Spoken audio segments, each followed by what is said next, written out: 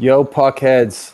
It's Hockey Happy Hour on A2D Radio. If you haven't already, hit that like, hit that subscribe, get those notifications. It's time to talk Central Division. Let's get at it. That's my baby. That's my baby. We're going at it at 110%. I just want 5 minutes of happiness, please. Just give me 5 minutes. And they scored! They did it! Left, beat left. What the hell was that? Oh, yeah! What the fuck are you talking about?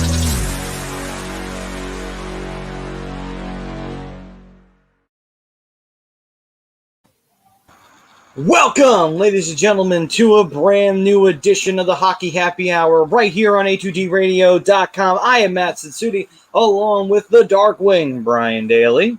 What up? And the Broken One himself, Rob Povia. Hey, I'm here all evening where there's no chance for romance. It's kind of depressing. I love quoting Geico commercials. All right.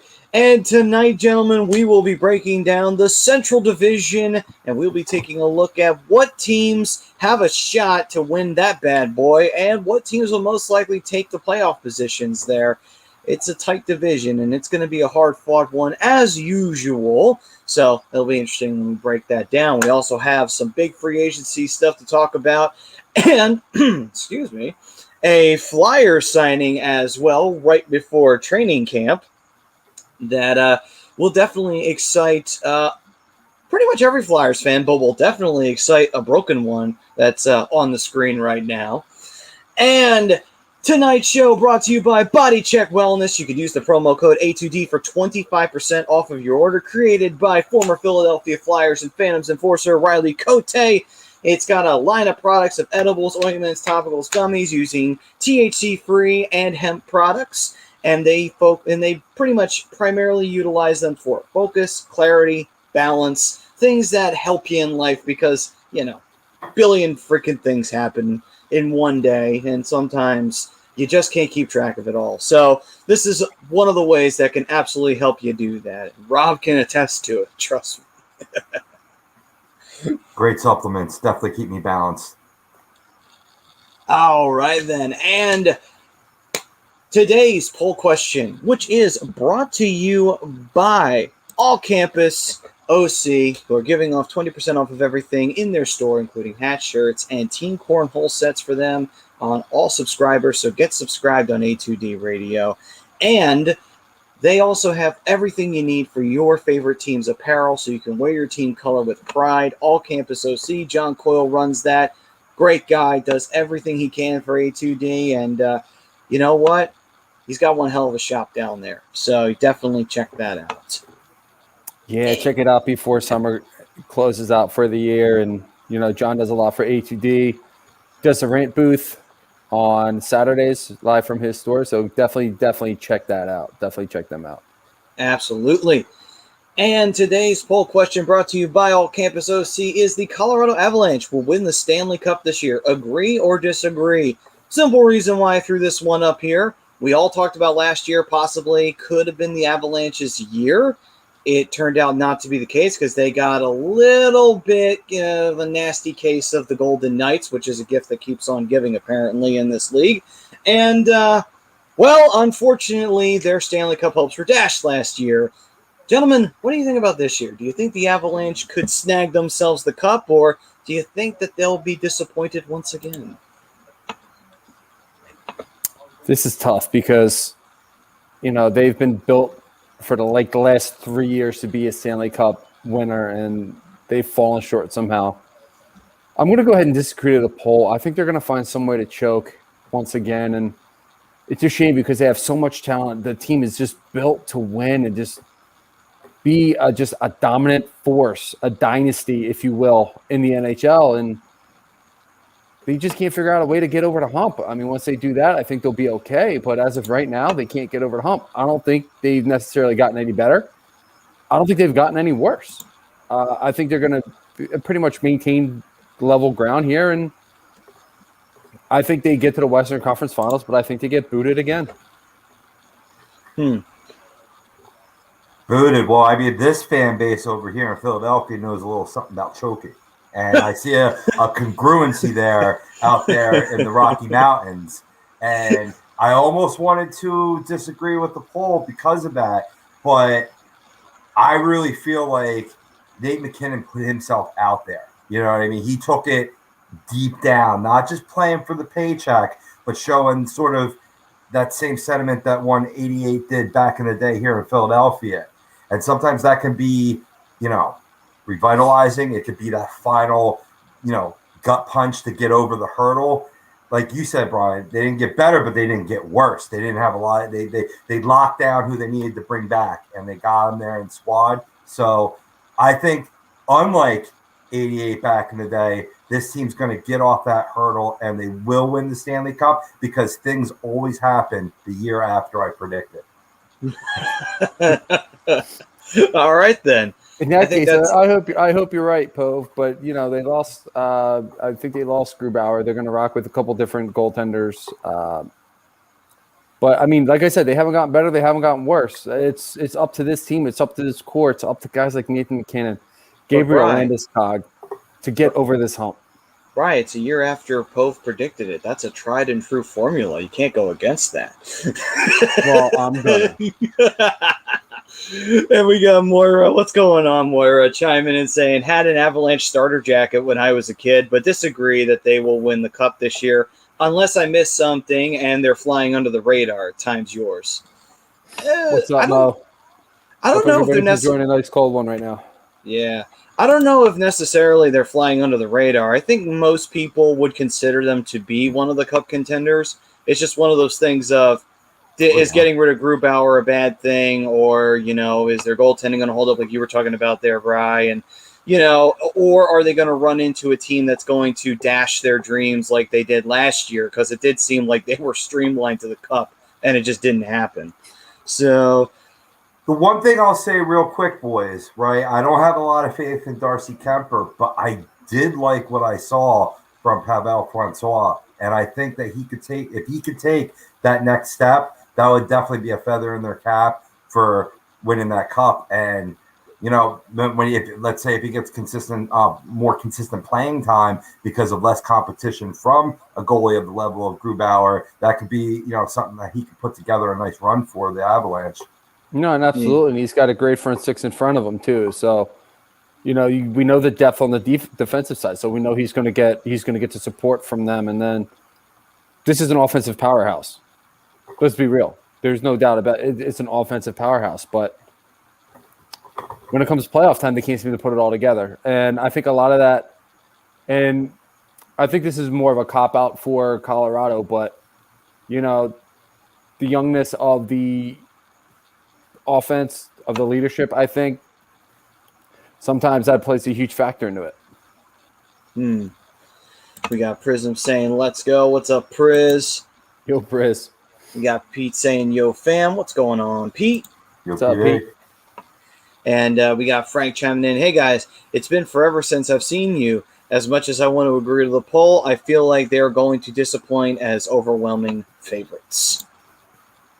I do too. And I hate saying it because I want to see Colorado win because I love Nathan McKinnon. He's one of my favorite players in the league.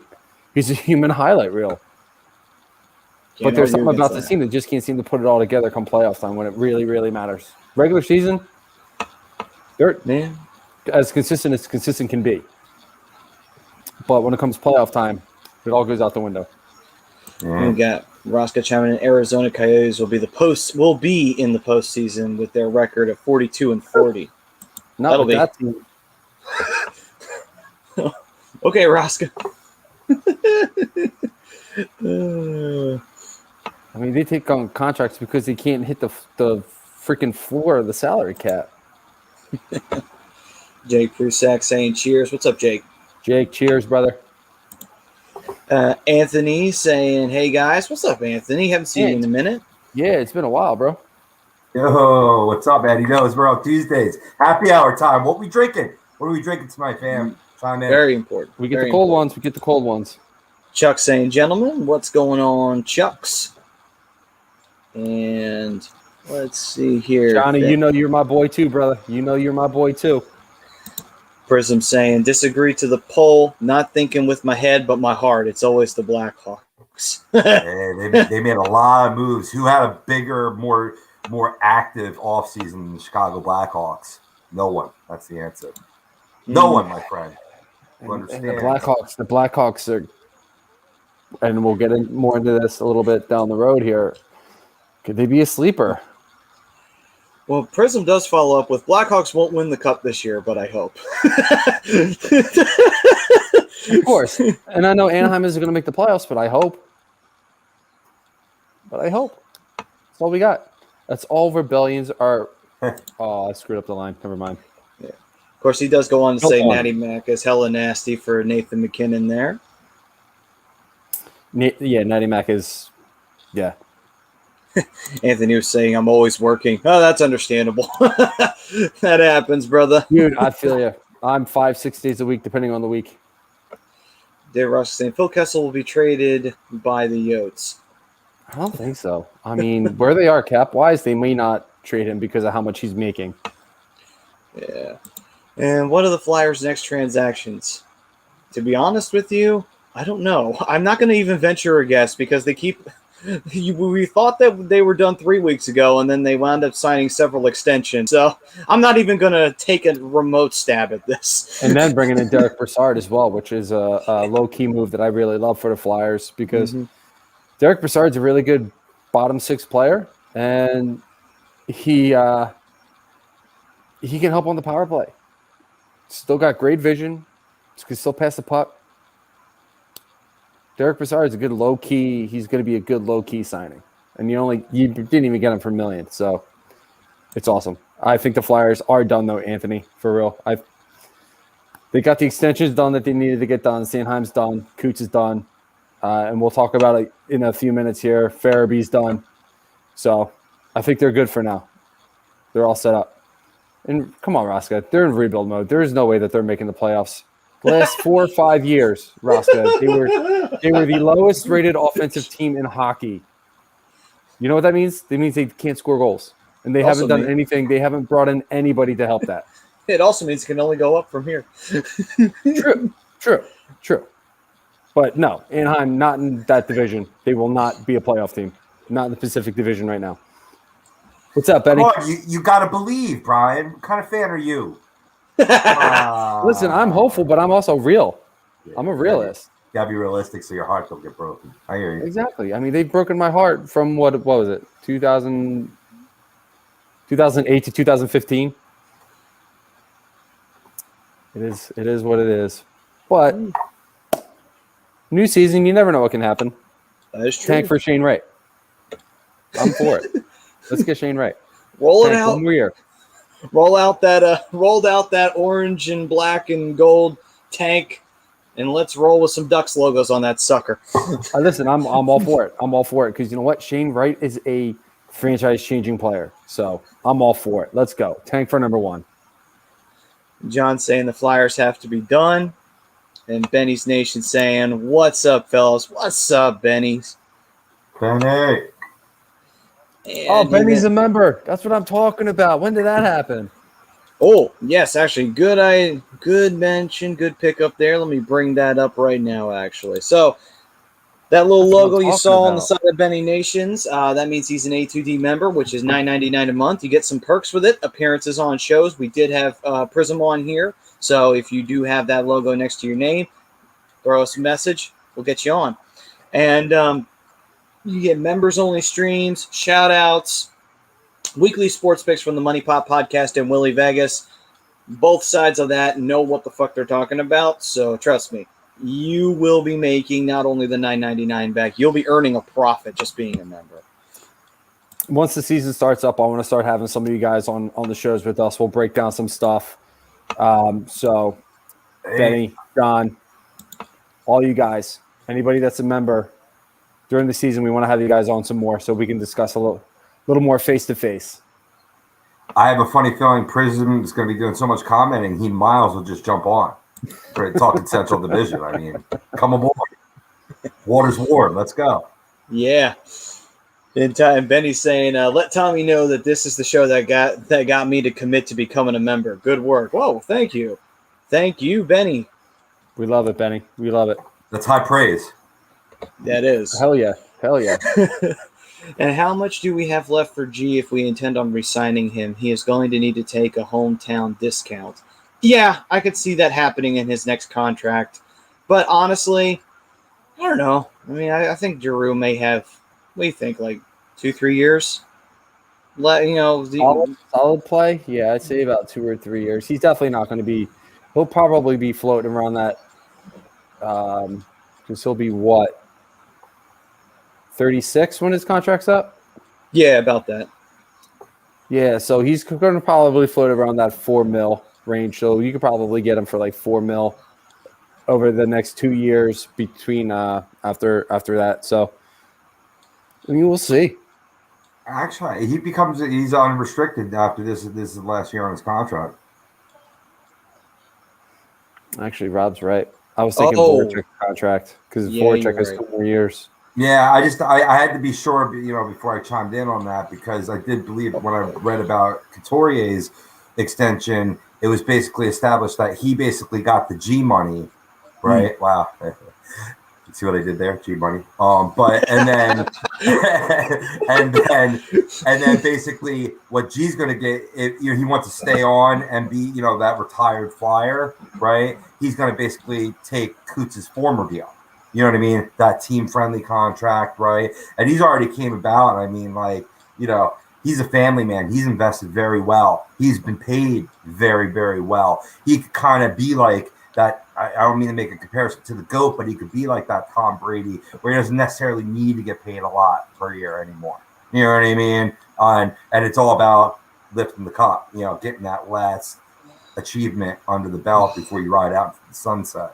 God, I hope so. I hope it's with that orange and black, beautiful orange and black jersey on. Oh my God, it'd be so I nice. know, but this guy he's the exception to the rule. Alex Ovechkin at 36 just got a 5-year deal worth $9.5 million a year. So, exception to the rule. His production level is still high. Not saying that Giroux's production has suffered at all, but he's just built way differently. So I could see Giroux getting something more along the lines of like the Ryan Getzlaf 1 year, maybe 2-year deal in that ballpark of $3.5 to $4.5 million, 5 max.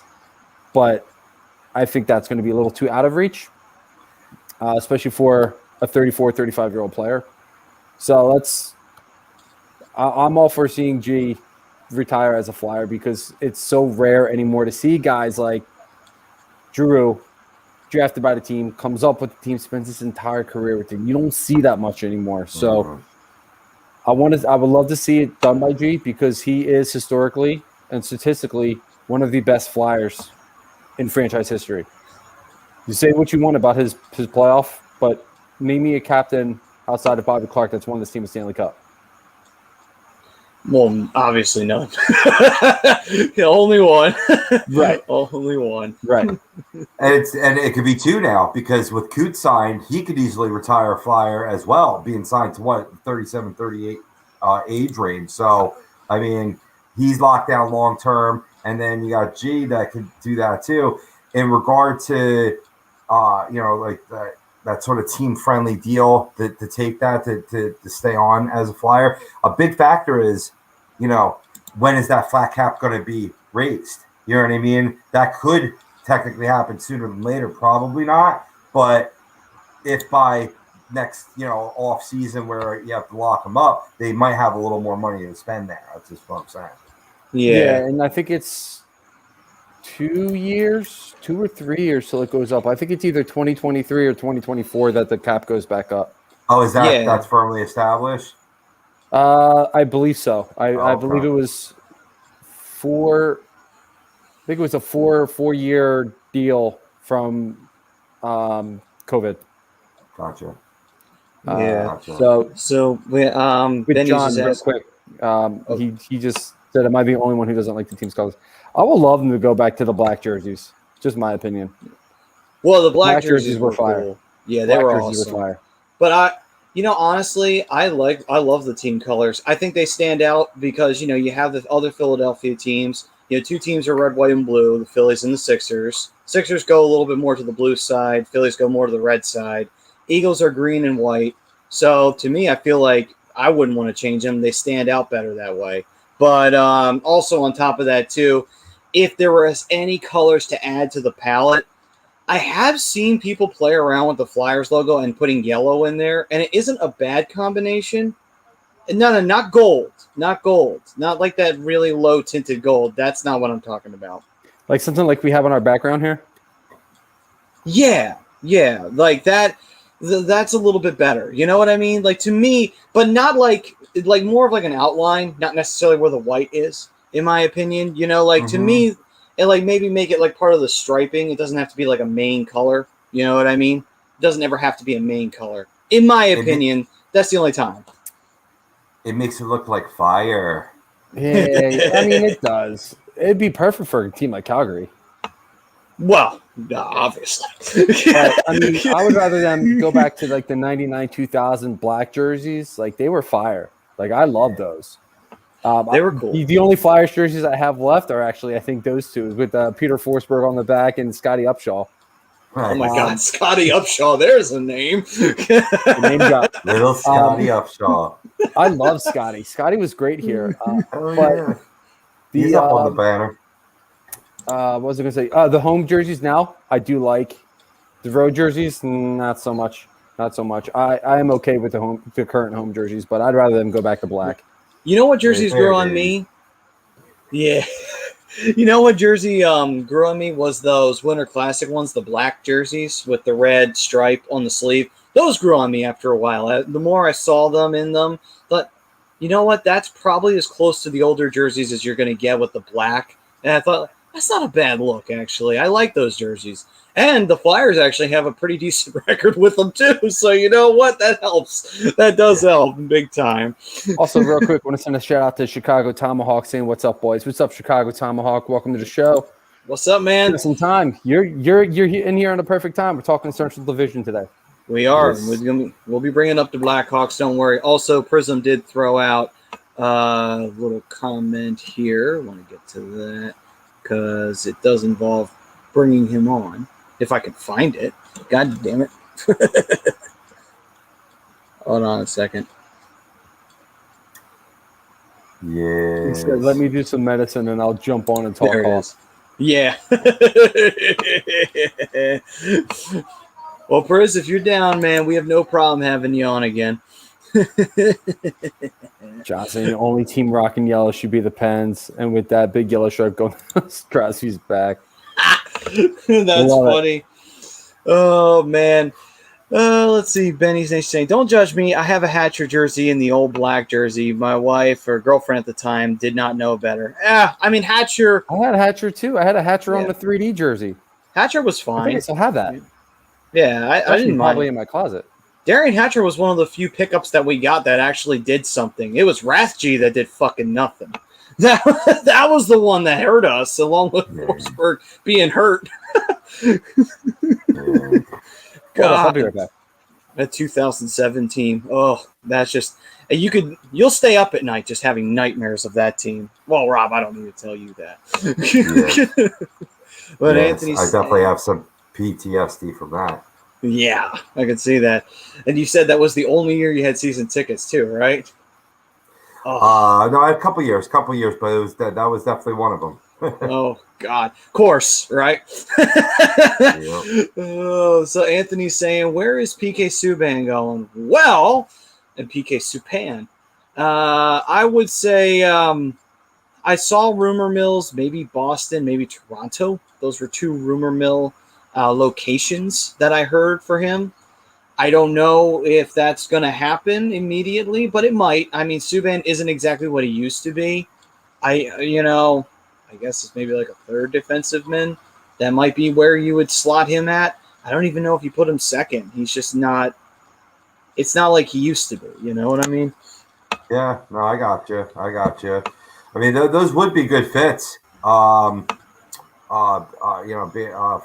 his game at this stage of his career, kind of filling a need.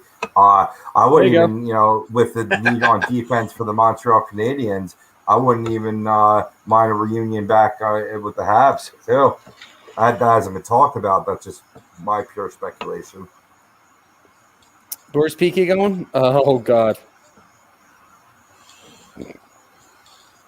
I'm gonna go ahead. Bold prediction: Ottawa. They have the cap room. They're one of the few teams with the cap room. I could see maybe going to Detroit as well. Another team with plenty of cap room that can take that $9 million for the next. What's he got? 1 year. But yeah. Here you go. Here you go, Benny. The Darian Hatcher 3D logo. I will say that 3D logo was kind of cool. Yeah. I love this jersey. And then I had Hatcher on the back because he was a beast. So it turns out I actually have more jerseys down here than I thought. Yeah, I didn't realize I had any. Well, let's see here. Andy, what's up, Ritz? Nice. There's the gorgeous Philly Upshaw, baby. Upshaw. What else I got? I got an orange practice jersey for some reason. I don't even know where I got this from. I really don't.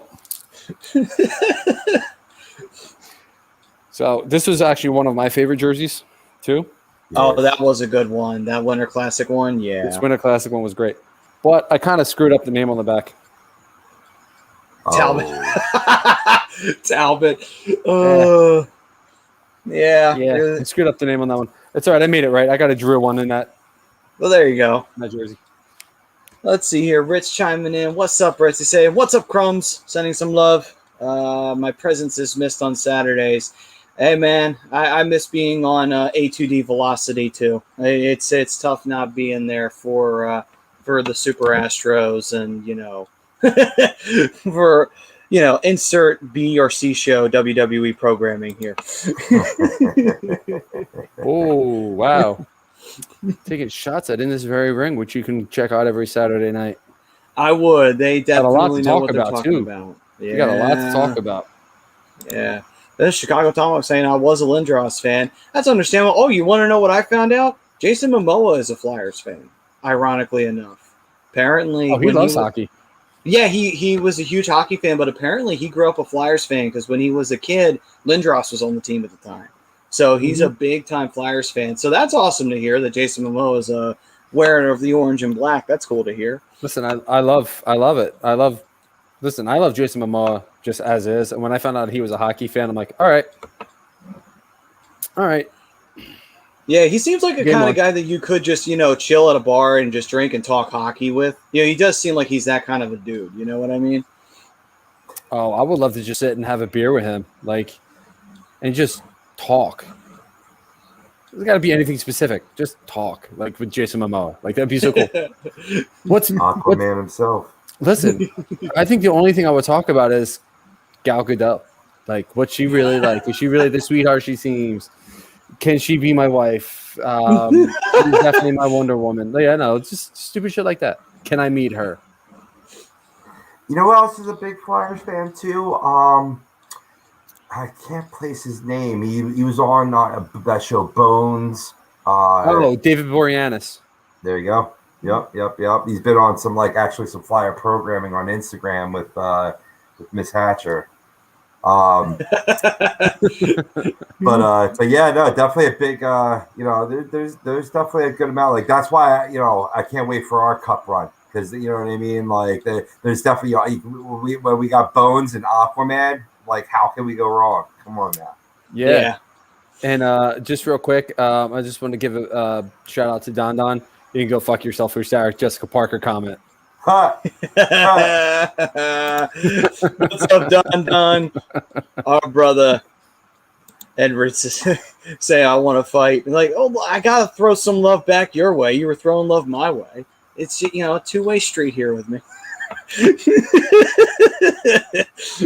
Let's see here. There's a couple of other ones that people had. There was someone said they had an awful jersey. I'm trying to remember who said that one. Oh, Benny's Nation did say, "Don't you dare slander Rathje's name. He's a Hall of Famer." For the Sharks, he was. For the Flyers, no. John said, Oh. I have an awful jersey. Blair Betts, Luke. Oh, he had a Ryan Perry. Perron jersey. He had a Ryan Perry. Oh my God. That's a shame. That's a shame Man. because you know what? He was a high prospect when the Flyers got him, and he just never panned out. I think, what was it? Him and Kyle Calder were two other guys that were supposed to Kyle be big Calder players, was and they another never one. developed. Oh my God.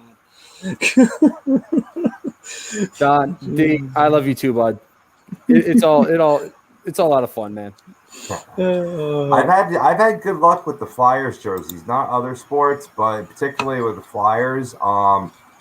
Grew up with my Brendamore jersey and Talkett. John, obviously John LeClaire, that was another winner. Moved on to Danny B, Mike Richards. Now maybe I might. Hey, according to some negative Flyers fans, I might be on my first dud with my Carter Hart jersey, but I don't think so. We like to call those wrong fans. You play hockey, no, you lose. I do have a Mark Recchi jersey. You guys know. I have a Mark Recchi jersey, but I donated it to the studio. And now that I'm in North Carolina, I'm probably never going to see that thing again. It's a shame. It is a nice jersey. It's a Mark Recchi, man. Hall of Famer. Of course, man. Of course. It's up in the hallowed halls now. It Yeah. lives forever. That's true. Where it belongs. Where it belongs. Yes. But let's see. So for me, I've got Gagne, favorite Flyer, Danny B. I got Giroux, and I've got a knockoff Giroux jersey, and I have Carter Hart. So those are the four that I've got right there. Oh, I'm sorry, 5. I've got Buron as well. So that would be the only dud in the entire bunch. But I like Buron. I don't know why. I have a soft spot for him. And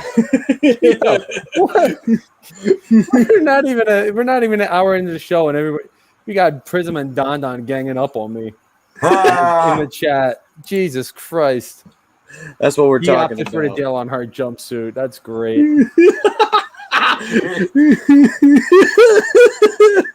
Hey, it is NASCAR country down here. It is NASCAR country down here. So that's right, Oscar. AEW geez. is the better promotion now. Yeah. Oh my God, how great was All Out? Benny's, yeah, I've heard that it was really good. I gotta watch it actually. But anyway, well, that's why I said nothing. but Benny's saying, by now anyway. yeah, I need to bring out my Pat Falloon jersey when I was a wee lad. Oh, Pat Falloon, there's a good player back in the day. I love Patty Falloon, yeah. He played for both the Sharks and played for the Flyers. Good stuff. What's funny is every time I hear the name Patrick Maroon, I think of Pat Falloon. Every time. I could see Without that. fail. I could totally see that. Oh, so much for sneezing. Jesus. All right. Oh, and by the way, Don said that you're more of a Tony Stewart, Brian. You running people over on the straightaway? Is that how you roll? Apparently, I have an anger issue as well. Actually, that might be true. I don't know if you should say that on the air, but okay. Nice, Daisy. Absolutely. You might get a knock on the door from a state trooper from Carolina. Well, I mean, I doubt a North Carolina State Troopers watching this. They're all football people down here, man. Maybe a few Hurricanes fans. Don't doubt Carolina. Notice how I couldn't finish that. But anyway, John saying my favorite player of all time is Eric Desjardins, and I have his jersey. That's a good one. Desjardins, there's one a of the reason best why me and players. John click. There's a reason why me and John click. It's because both of our favorite Flyers of all time are Eric Desjardins. All right, then, gentlemen. So let's get into it. Time to talk about the Flyers extending Joel Farabee and pretty much knocking that one off of the to-do list. Man, I still just love it. Chuck Fletcher said changes are coming. I'm like, God damn, he wasn't fucking kidding. Holy shit, we haven't seen changes like this since fucking Bobby Clark was the goddamn GM. Like, holy shit. He has gone well out of his way to make a whole facelift for the Flyers. Not saying that that's a bad thing. Flyers absolutely needed it, but And he's also taken the time, though, to extend guys like Coots, to extend guys like Farabee, and extend Hart, and make sure that, future assets are held down in the orange and black. And so far, I can't really get mad at him. And the Joel Farabee deal, another one of those where it's like, good, got that one off the board, and we don't have to worry about it come next season. And I don't hate it either. I mean, I think it's a little premature to give him that much. He's had a great 3 years. Don't get it wrong. I still think he's got a little bit to prove as a goal scorer. We know he does the little things right. We know he'll get into the battles and he'll fight for pucks, and very smart, intelligent player.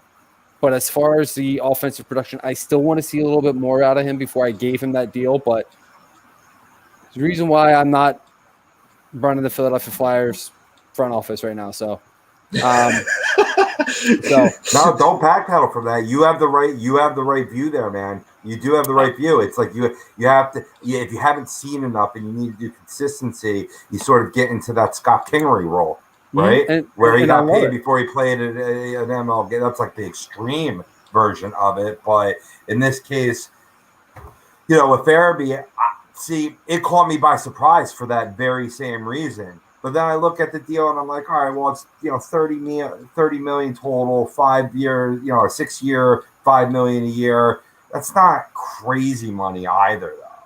You know what I'm saying? No, it's not at all. And I'm not saying that I hate the deal for Joel Farabee. I give me another year, and if he stays consistent to where he was the last 2 years as far as his offensive production goes, I'm giving him that deal hands down. So I mean, it's not a matter of if he is getting the deal. It's just a matter of when just different timing points on when he's getting that deal. Right. I just want to see one more good, consistent offensive production year out of him. And hopefully he takes a step forward and he actually goes, he doesn't stay in that range. He goes above it. And I think he will, because what do you think? You think he'll be second line or third line? Second line? I think they might start him on the first. Which I would be fine, because then that gives him more opportunities to get his goal scoring in. Because Giroux will obviously be looking for a pass on the top line. He can dish to him, and on the second line he would be paired with most likely Hayes. Could possibly be Atkinson. Could be on that line as well. So you're looking at a situation where Farabee could be working with some guys who could easily get that pass over to him, and he can be a top goal scorer. So I think we will see a solid year out of him, definitely. I like the name that Ryan brought up. Ryan, what's going on, bro? Where the comment that's up there. I know Nate Thompson does so many of the small things, such as winning face-offs and penalty kills, and not too thrilled about the addition. He's way too slow and 36 years old. I take the things he does to heart. I'm still not thrilled about having him. I mean, you bring him in for that reason. It's not necessarily for his offensive production or his speed or anything. You bring him in for his grit. You bring him in because he can win faceoffs. You bring him in, he can win faceoffs on the penalty kill.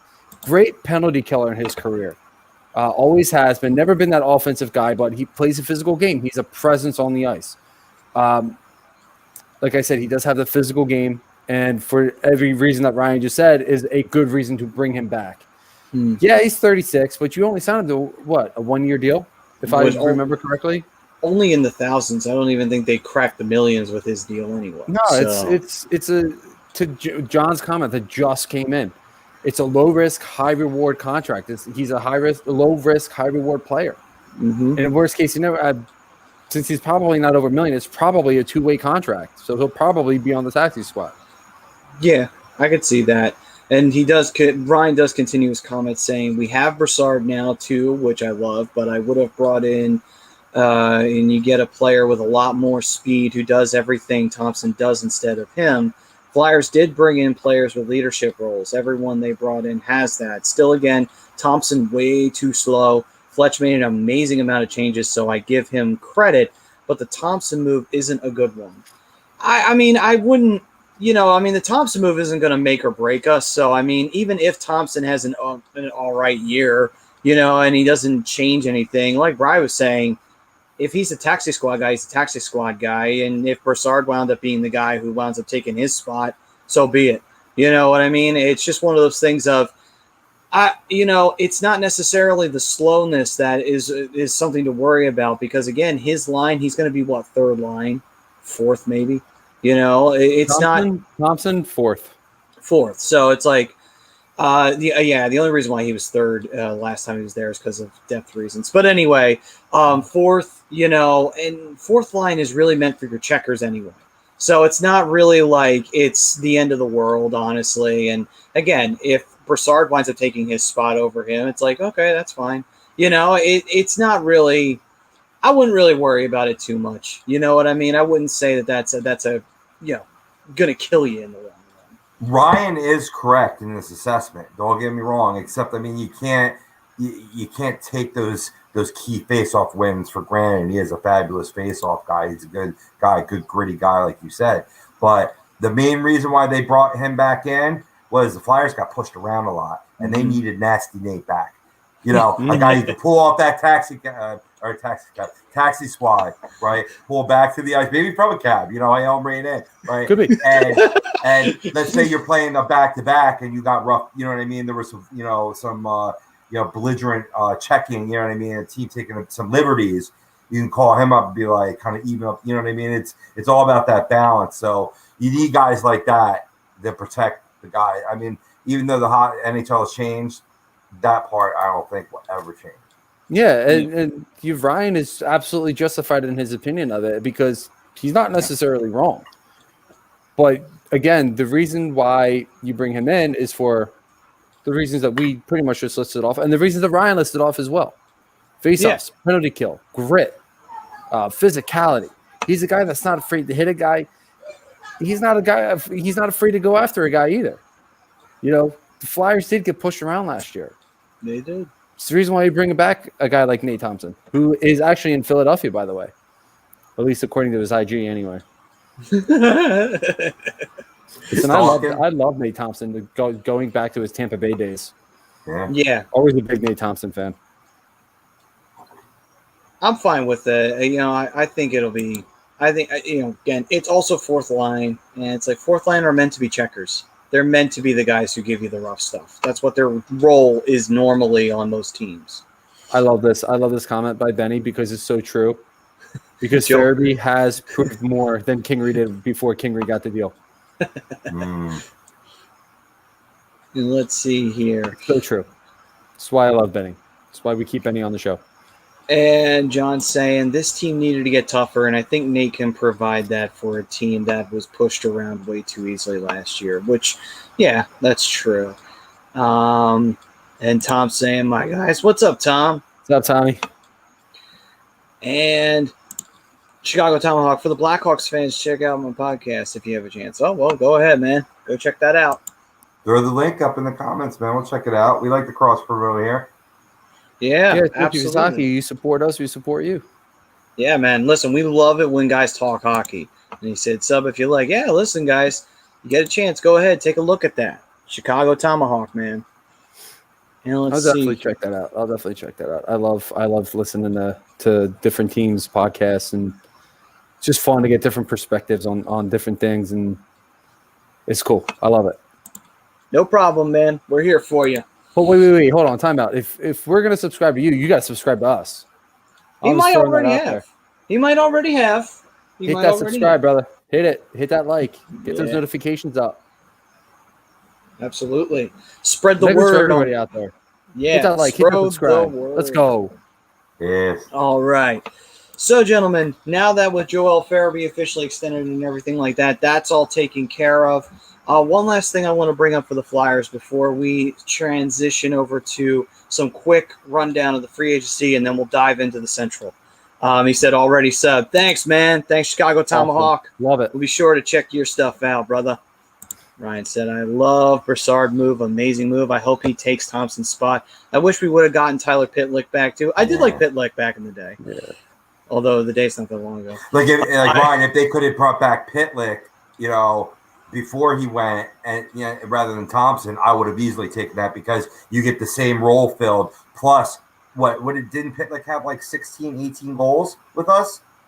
Yeah, he had I think he had a career high in terms of his offensive production.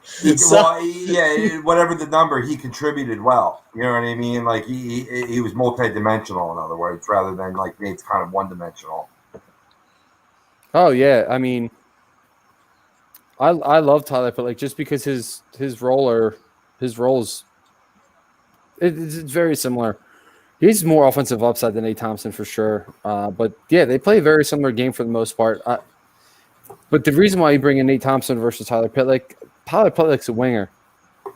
I'm sure he probably could play center. Probably does play center at some points. But you bring in a guy who's a natural centerman to win those key faceoffs. And again, Tyler Pitlick, I don't think is that guy, which is why I don't think they brought him back. That might have been the contributing factor. And I would have gotten a player who does everything Thompson does, but with a lot more speed. Everything Thompson does is fun to watch, but him being slow makes me overlook that. Sorry, but it does. He has no speed to any extent. If he had a little speed, I'd be able to then have him, but no speed at all. I understand the speed aspect of it. Trust me. You're not wrong in that thinking. You know, the Flyers have had way too many history of being too slow. I totally get that aspect of it.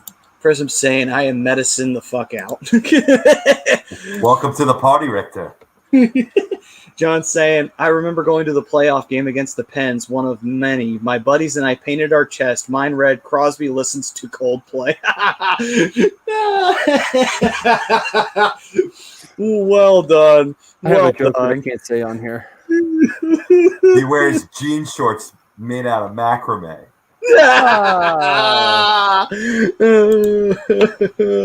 That's pretty funny. Pitlick had 8 goals. Which is I looked that up already. Yeah, I overshot the goals. I was impressed with the assists. I was impressed with the plus 11 too. And the plus 11 player, which was an all-time, that was a career high mark he set that year. So, I mean, he definitely played well. You weren't wrong. He had 14 goals, so he just had him 2 years before with the Dallas Stars. That's right. That's what I was remembering. Yeah. That's right. All right, guys. I know where you are. All right, gentlemen. So let's talk about some free agency stuff real quick and get that taken care of. Bri, I do believe you have that stuff ready to go. Yes, sir. And then, I'm sorry. Hold on. Pause. Rob, come back. Quick sec.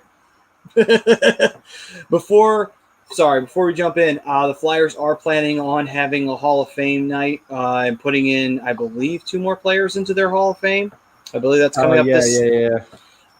I want to ask you guys real quick. Who do you think should be those 2 players? Because I got 2 in my mind right now that I think belong up in the rafters. My 2, 1, I don't think Mark Recchi's in there, so I think he should be there. Yes. 2, I also think that Briere should be there. Those are the 2 guys I think. On the list? No. Well, I don't know if he is on the list, but I do believe they have the list of the 6 finalists. I'll pull it up real quick. Yeah, but those should be the 2 that I think should go up because, Briere was Mr. Playoff and Recchi obviously was fucking Recchi. I don't need to explain that one. Yeah, let me pull that list up real quick. It is Simone Gagne, Mark Recchi, Paul Holmgren. Wow, stupid pop-up. Oh, sorry. I need to take a moment on that Paul Holmgren one. I get it. He was a good player. I know. Bob Kelly, Lou Nolan, and Rick Tocchet. I think Holmgren would be going in as a player, not a front office player. He should. Or front office guy. I hope, because his front office was, whoo. Anyway. Well, I mean, he's done so much for the franchise. He has apparently been a president, general manager, senior advisor, which is his current role, assistant to the general manager, head coach, assistant coach, and director of pro scouting.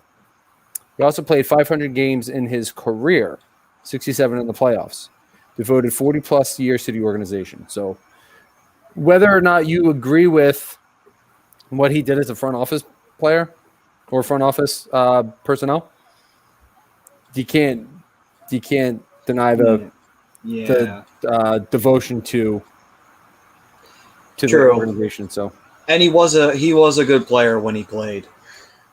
Recchi for sure. I think he should be Recchi and personally Recchi and Gagne. They're the only 2 on that list that I really got to see playing a Flyers uniform. Rick Tocchet a little bit more towards the end of his career, but for me it's Recchi and Gagne. They were They were just amazing for the organization. I'm happy Gagne's in there, and I do hope he gets it. I would love to see that. But Best be with my vote is stupid pop up.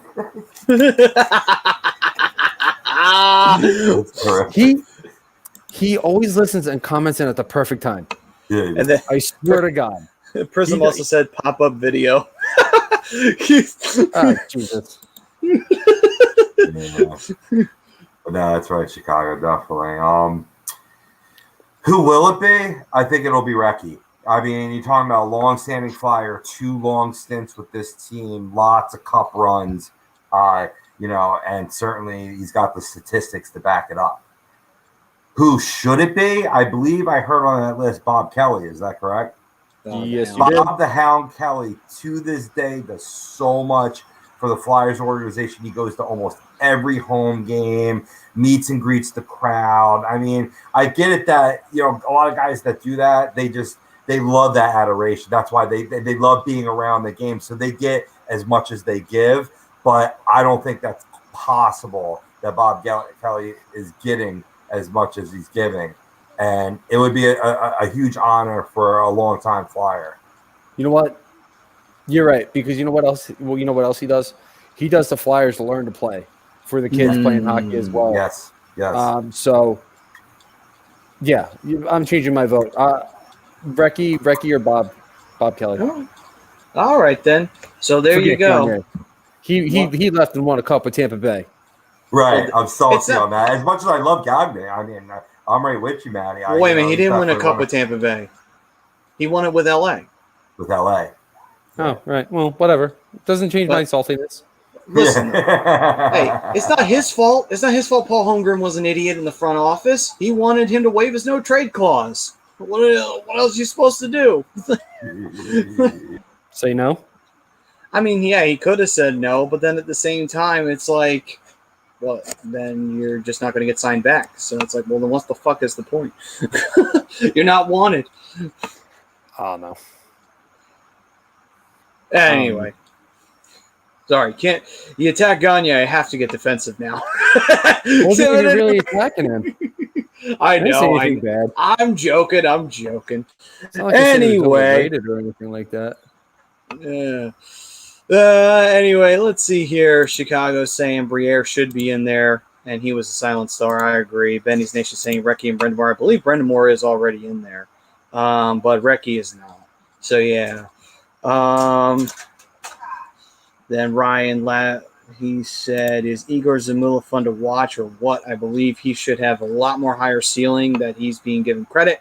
I'm super excited for him to be a part of the future of the Flyers. I am too. There's a lot of young talent like him that are going to be seen in training camp, and I really do hope that they get a chance to show something here. I haven't gotten to see a lot about Zamula, but I hear a lot of great things about how he plays the game and his devotion to the game, and it gets – as a partial, we'll say partial Flyers fan, this young core I'm excited for this team because I think they're going to do some great things for the organization, and I think they're going to do great things for the community, and I think this might be the group, including the guys down in the AHL, that might finally get the Flyers over the hump and break the streak and finally get them a cup. Oh, God, I hope so. All right, then. Right, on to the free agency talk. What have we got? All right, so we got a bunch of moves here over the last couple of days. A lot of RFAs signed. We got a couple UFAs signed as well. So we're going to start with the New York Islanders because they had the most action all in one day, signing 4 players. Signed Anthony Beauvillier, who was an RFA, to a 3-year deal worth $12.45, breaking down to $4.15 a year. Ilya Sorokin, who is going to be a big part of that team's future and a big part of that team's success, signed a 3-year deal as well for a total of 12, breaking down to $4 million a year. Casey Cizikas, who's been a bit of a cornerstone in a couple of different ways for the Islanders, not just offensive production, but grit and physicality as well, signs a 6-year deal worth $2.5 million a year for a total of $15 million. And kind of had a feeling this was going to happen. Islanders reached a deal with Kyle Palmieri as well on a 4-year deal worth $20 million, breaking down to $5 million a year.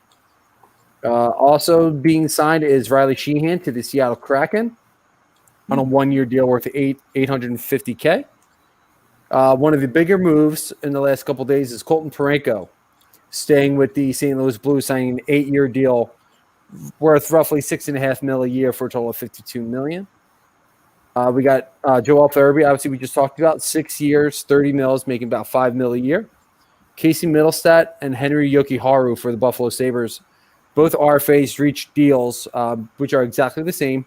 3-year deals for a total of $7.5 million, breaking down to $2.5 million a year for Yokiharu and Casey Middlestat, who, when we talked about the Atlantic Division, I was saying that these are two guys that they have to get deals done with. And they got the deals done. These are going to be two key pieces moving forward for the Buffalo Sabres, hopefully getting them to some form of consistency and winning hockey games, frankly. Yeah. Those are braver men than I. yeah, no, for sure. Louis Dominique signing a 1-year deal worth $750,000 with the Pittsburgh Penguins. Philip Hronik signing a 3-year deal with the Detroit Red Wings, which I think is a great deal for them. Money was not disclosed, but good move for Detroit. He was a good player for them. He's going to continue to be a good player for them, and he's going to be a key piece in the success that Detroit will eventually have when the rebuild is finally over and they're competitive once again. Ottawa Senators signing a big name that they needed to get done as far as RFAs go, and that's Drake Batherson, signing a 6-year deal worth $29.85 million, breaking down to about just shy of $5 million a year. So that's a huge, huge deal for Ottawa. Huge key piece to the nucleus for Ottawa moving forward. One of the bigger ones that we touched on last week, because there wasn't really much else to talk about as far as this move goes. Former Montreal Canadiens prospect Jesper Kotkaniemi winding up with the Carolina Hurricanes on a 1-year deal worth $6.1.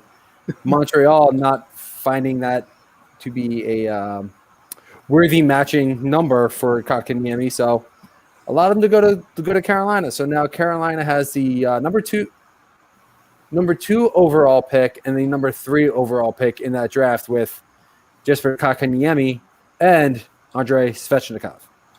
So they could be they could be a tough duo to handle.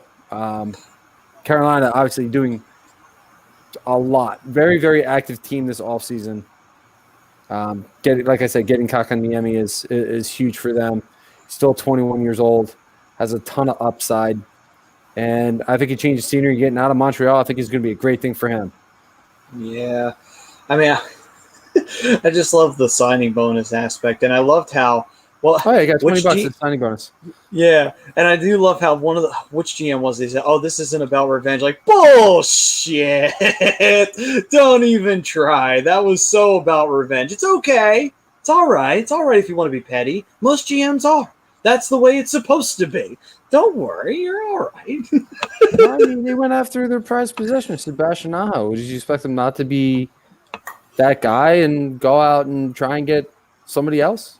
Yeah, no, come on. I mean, Kotkaniemi has a huge ceiling. He's going to be a stud when he hits his prime. Absolutely. So, I mean, they're going to be a scary team for a little while. Yeah, let's see here. Prism saying bunch of fucking jerks. Yeah, you got that right. Bunch of jerks. I tell you what, I can't wait to get to a game at PNC Arena. I really can't. I can't wait to feel that atmosphere and see what that's like. And it looks like so much fun on TV. I can't wait to see it in person.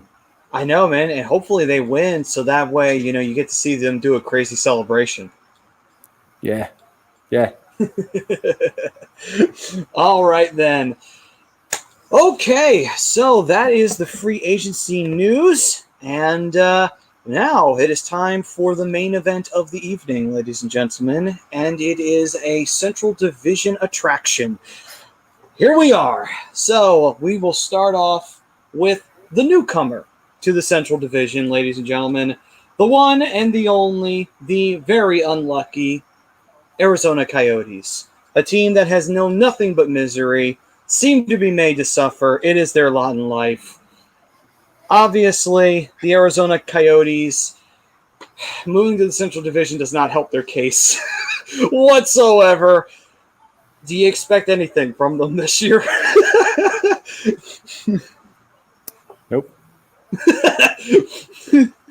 I'll keep it simple. Nope. I mean, they're a dumpster fire. They really are. Like in all aspects of the organization. Like they're a joke. They're a joke. They're the laughingstock of the NHL. They may not always be the worst team, but that doesn't mean they're not the laughingstock. I mean, they take contracts to stay on the cap floor. Yeah. It's ridiculous. We traded Shane Gostisbehere to them for nothing. Just to get his contract off our hands. I think literally nothing. I don't think the Flyers had a return. No, I don't even think they. It wasn't even like cash like they used to do back in the day. Not even for fucking cash. They just sent Shane Gostisbehere and said like, "Hey man, listen, your contract's too much. We got to extend Farabee and Harden shit. You got to go to Arizona. I'm sorry, you did nothing wrong, but your sentence is Arizona. I'm sorry, bud." I mean, I'm pretty sure they picked up Andrew Ladd's contract as well, which is a horrible contract. Oh my god. They took the Pronger deal off of us too back in the day when Hextall was GM. They took that suit contract. Oh my lord. Anyway. Prism say Buffalo looks like Montreal to the Yotes. That's harsh. That's facts though. Oh, you're not wrong. Somewhat But hey, factual. I mean, you could sit there and wish on a star there, Dave. It doesn't necessarily mean it's going to come true. Arizona has nothing. no, not really. Arizona legitimately traded. I will say this, though. I mean, they've been stockpiling draft picks this offseason, you know what I mean? And while taking on some contracts from other teams, like Gotts to spare or what have you. But, part of this rebuild is going to, get done through these draft picks and through the developing players, King Keller, Christian Dvorak, Nick Schmaltz. Christian Dvorak's not even there anymore. Is he gone? He got traded to Montreal. Yeah. Oh, that's right. I forgot about that. That's right. Well, I scratch him off that list. No, I mean, like you bring up, they have good players. Like, I'm not even going to sit here in front. They have some good players. Hey, Clayton Keller's a great name drop. They brought in Shane Gostisbehere, who will probably be. Let's be real. He's probably going to be better in a lower market team. They have Phil Kessel. I mean, but they bring in guys like Andrew Ladd at the end of their career. They got to bring. They just traded their best player in OEL, and Connor Garland. Connor Garland was going to be a stud, and the return on that was crap. Yeah, we got nothing in return on that deal. They got Antoine Roussel. That's great. What does he do? He hasn't done really anything over in Vancouver. That's what I'm saying. Like the return was garbage. They got I think they got Louis Eriksson in that deal too. And Louis had an okay for time in Vancouver, but not great. But point is like they may be a team that fights and claws and gets more wins than expected, but that they're a crappy run organization that's never going to win anything until they figure out how the hell to really develop players, because they've got good players. They've had good players. And then they move them. Yeah. Benny's Nation was saying need to ship them to Quebec City and call it a day. Chicago Tomahawk then said in response to Benny's that it's incredible that they haven't figured out how to get another team there. Yeah, it is kind of crazy with Quebec, but mostly it's because of two things. I think it's the arena, and then secondly, on top of it, it's because worry of the Canadian dollar dipping. That's why they weren't too thrilled with Winnipeg getting a team back from Atlanta, even though Atlanta didn't give a shit about the Thrashers. But anyway, but one other news too about the Coyotes, they may not be moving, They did apply for a spot in Tempe, Arizona. So we'll see if that goes through. They do have a facility there. It's not a big facility. But at the end of the day, they did apply for it. So maybe they stick around. And Prism saying Quebec or Hamilton needs a team. I've been hearing Hamilton for decades. And for some reason, I love how that's a team that'll probably never get a franchise, honestly. I would see them putting another team in Toronto before putting another team in Hamilton, Ontario. At least in my opinion. I think they would do that. But anyway, for Quebec, I don't know what to tell you. I wish that they would bring a team back to Quebec. It would be nice, but I just don't think they will. All right. So let's see here. On to our next team. All right, Chicago Tomahawk. Prism, are you ready? Because it's Blackhawks time. The Chicago Blackhawks, they made a lot of moves this offseason, a shit ton. Starting off, they won the Seth Jones sweepstakes, which was a very highly touted, coveted prize. And everyone courted that fair maiden, and Chicago was the one that got her. So congratulations. They also went and got Marc-Andre Fleury, so that'll be an interesting tie-in to the Blackhawks there. And they've been making a lot of moves here to beef up this team. Gentlemen, do you think Chicago could snag a wild card spot, or do you think they could go even higher and snag a third place spot in the division? What are you guys feeling? Go first, Robbie. I like the offensive firepower of this team. You know what I mean? Patrick starts with Patrick Kane, Alex DeBrincat. Then you have, Kirby Dach and Jonathan, healthy Jonathan Toews potentially returning this season. I mean, that would be, just a bolster from, a year where they were kind of struggling there in that department for the first time in like a decade. But you brought in some great defensemen as well. I mean, so we talked about Seth Jones. You know what I mean? Definitely shoring up, the back end a little bit, because they have definitely had issues defensively for a while. I mean, Jake McCabe bringing in too. Let's not overlook him. That's a great add for the top four group. But one thing that these guys don't do is they don't help you in terms of like the shots, keeping the shots against and scoring chances down. They're a little more offensive sided. You know what I mean? So I think they'll still struggle there a wee bit. And because of that, I definitely feel a return to the playoffs for Chicago. Maybe first wild card. I don't think they get into the top three. I agree with Rob here. I think they do find a way to get back to the playoffs. We're looking at a fairly different Hawks team going into this season.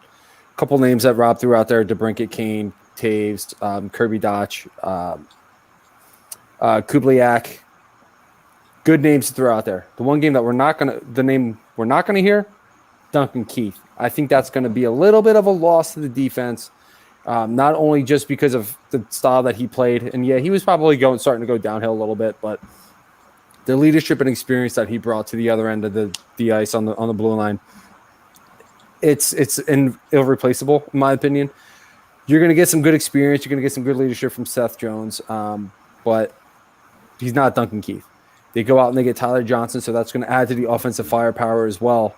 And then you take Brent Seabrook's contract off the books. So that's another plus there for the salary cap for Chicago. So they're going to be allowed a little bit more space as far as the cap goes. The other thing, too, Rob, to not necessarily piggyback, but kind of to go against what you're saying here, you bring in Caleb Jones, Seth Jones' brother, for that defensive aspect. So he's going to be a little bit more grittier than Seth. He's going to be a little bit more physical, a little bit more of a two-way defenseman than he is offensive defenseman to what pretty much Seth is. So you have that aspect too. So the team did experience a little bit of a more overhaul, and they addressed something that they needed to address, in my opinion, last year, and that's go out and get a goddamn goalie. And they went out and they got that with Marc-Andre Fleury. Not exactly the fancy guy I thought they were going to go get, but he's a guy that's proven time and time again that he could be a winning goaltender no matter where he is. Pittsburgh has won 2 cups. Vegas has gotten into the playoffs every year. Now he's in Chicago. Could be a great addition for a younger goaltender who's about ready to take over up there. Aaron Lankinen.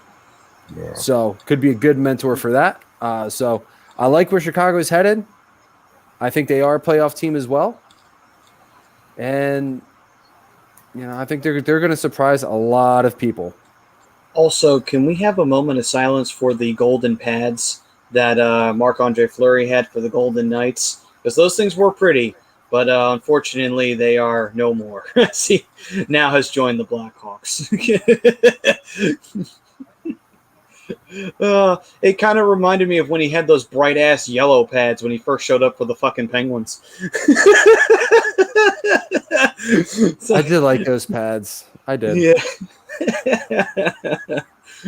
Oh, I feel like pads like that are easier to shoot on. Because then you have that white kind of popping out. that's true. That's true. Good point. Prism is saying that Tyler Johnson is a huge addition as well. And he is. He absolutely is. Big Cat as well. Don't forget to brink it. Can't forget to brink it. You shouldn't. At your own risk. Saying good job. Thank you. He's a stud. Like, I love Alex DeBrincat. I tried to get him in NHL 21. Ain't happening. Did you try stacking the deck on that trade too? Yes. Like I'll give They're you like, four we're not picks. giving up this guy. He's a franchise cornerstone. And I'm like, I'm giving you like a lot here. Like take it. I'm giving you all of my first round picks for the rest of this franchise mode. Why won't you take it? God damn it! That's pretty much what I gave. You love me. I mean, there was another part of that piece that I was trying to get to that I think we failed to mention. Hang on, I think we're forgetting a name here. Give me a second here, boys. I left off a few. I didn't want to like cover all of them and steal the spotlight there because I wanted to leave Tyler Johnson for you. You know what I mean? I knew you were going to be all over that there. I'm trying to think.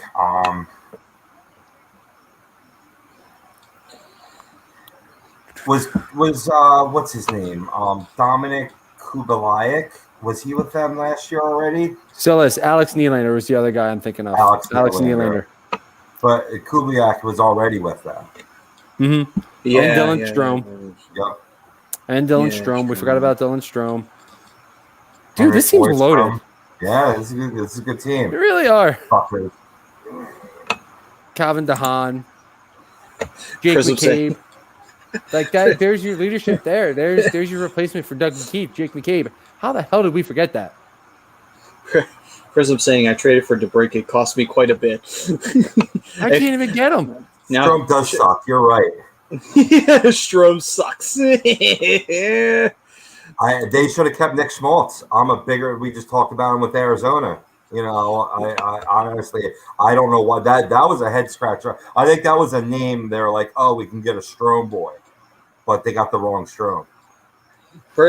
In his defense, 24 years old. He's averaging about half a point a game in his career, so he hasn't been terrible, but he's definitely not good. He hasn't been good enough to especially live up to that last name.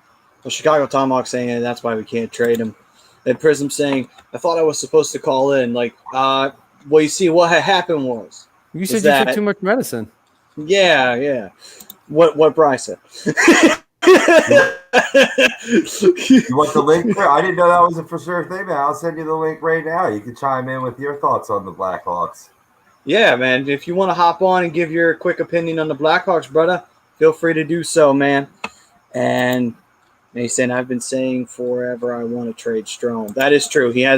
Prism has been known to say that in the comments a decent amount. And let's see here. I was saying every center couldn't play last year, so he got another contract. Yeah. I get it. It's tough. It's tough. Evan. What's up, Ev? Evan What's up, from Evan? Flight Zone chiming in, saying, yo, guys. What's up, brother? Them every Monday. They do an awesome job. Yes, Whether or not I agree with them is always up in the air. But, hey, man, if you want to, throw out your opinions on the Central Division, man, as we're breaking that down. And if you want to, throw out your Joel Farabee comments. And then give us your poll, dude. Colorado Avalanche will win the Stanley Cup this year. Agree, disagree, Ev? Yeah, we got you some homework for you. But, so, with that, while we wait for Chris to join us on the air to give his opinion on his beloved. Unfortunately, you can't. No, yeah. We don't do that no more. That was back in the days, back when we first started. So let's see. A lot back then. Yeah, we did. Let's see here. Fun times. That's because nobody was watching. Anyway, Call like it is. This is why you see this at times during the show. Yeah. And then Evan's saying, If Farabee is going to be a Flyer forever, I like inking him long term. Nice. Yeah, we all do. We're pretty much in for it. Yeah, like I said, I probably would have given him another year before I gave him that contract, but that's just me. I just want to see another year of production. I don't want him to wind up being another Scott Kingery. Yeah, that's the last thing you want. So while we wait for Priz, let's dive into it. They are on the poll question, so we might as well talk about them here. We did address them a little bit. The Colorado Avalanche. Now, you gentlemen gave your opinions on whether or not the Avalanche will win the Cup this year. My answer to the poll question is, I don't think they will. I disagree. And the reason why is because they are a favorite to win the Cup, and I just don't think they will. I mean, Tampa did break a trend of the sleeper team getting in and winning the Cup, but even everyone wasn't so sure they were going to repeat last year, and they still managed to do so. I feel like a lot of people were looking at the Avalanche say, yeah, they'll probably be the team to win it, and they couldn't do it.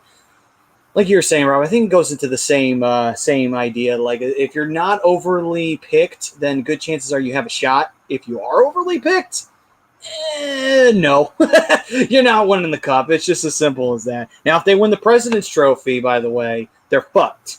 Right out of the gate, you're done. Never win the President's Trophy.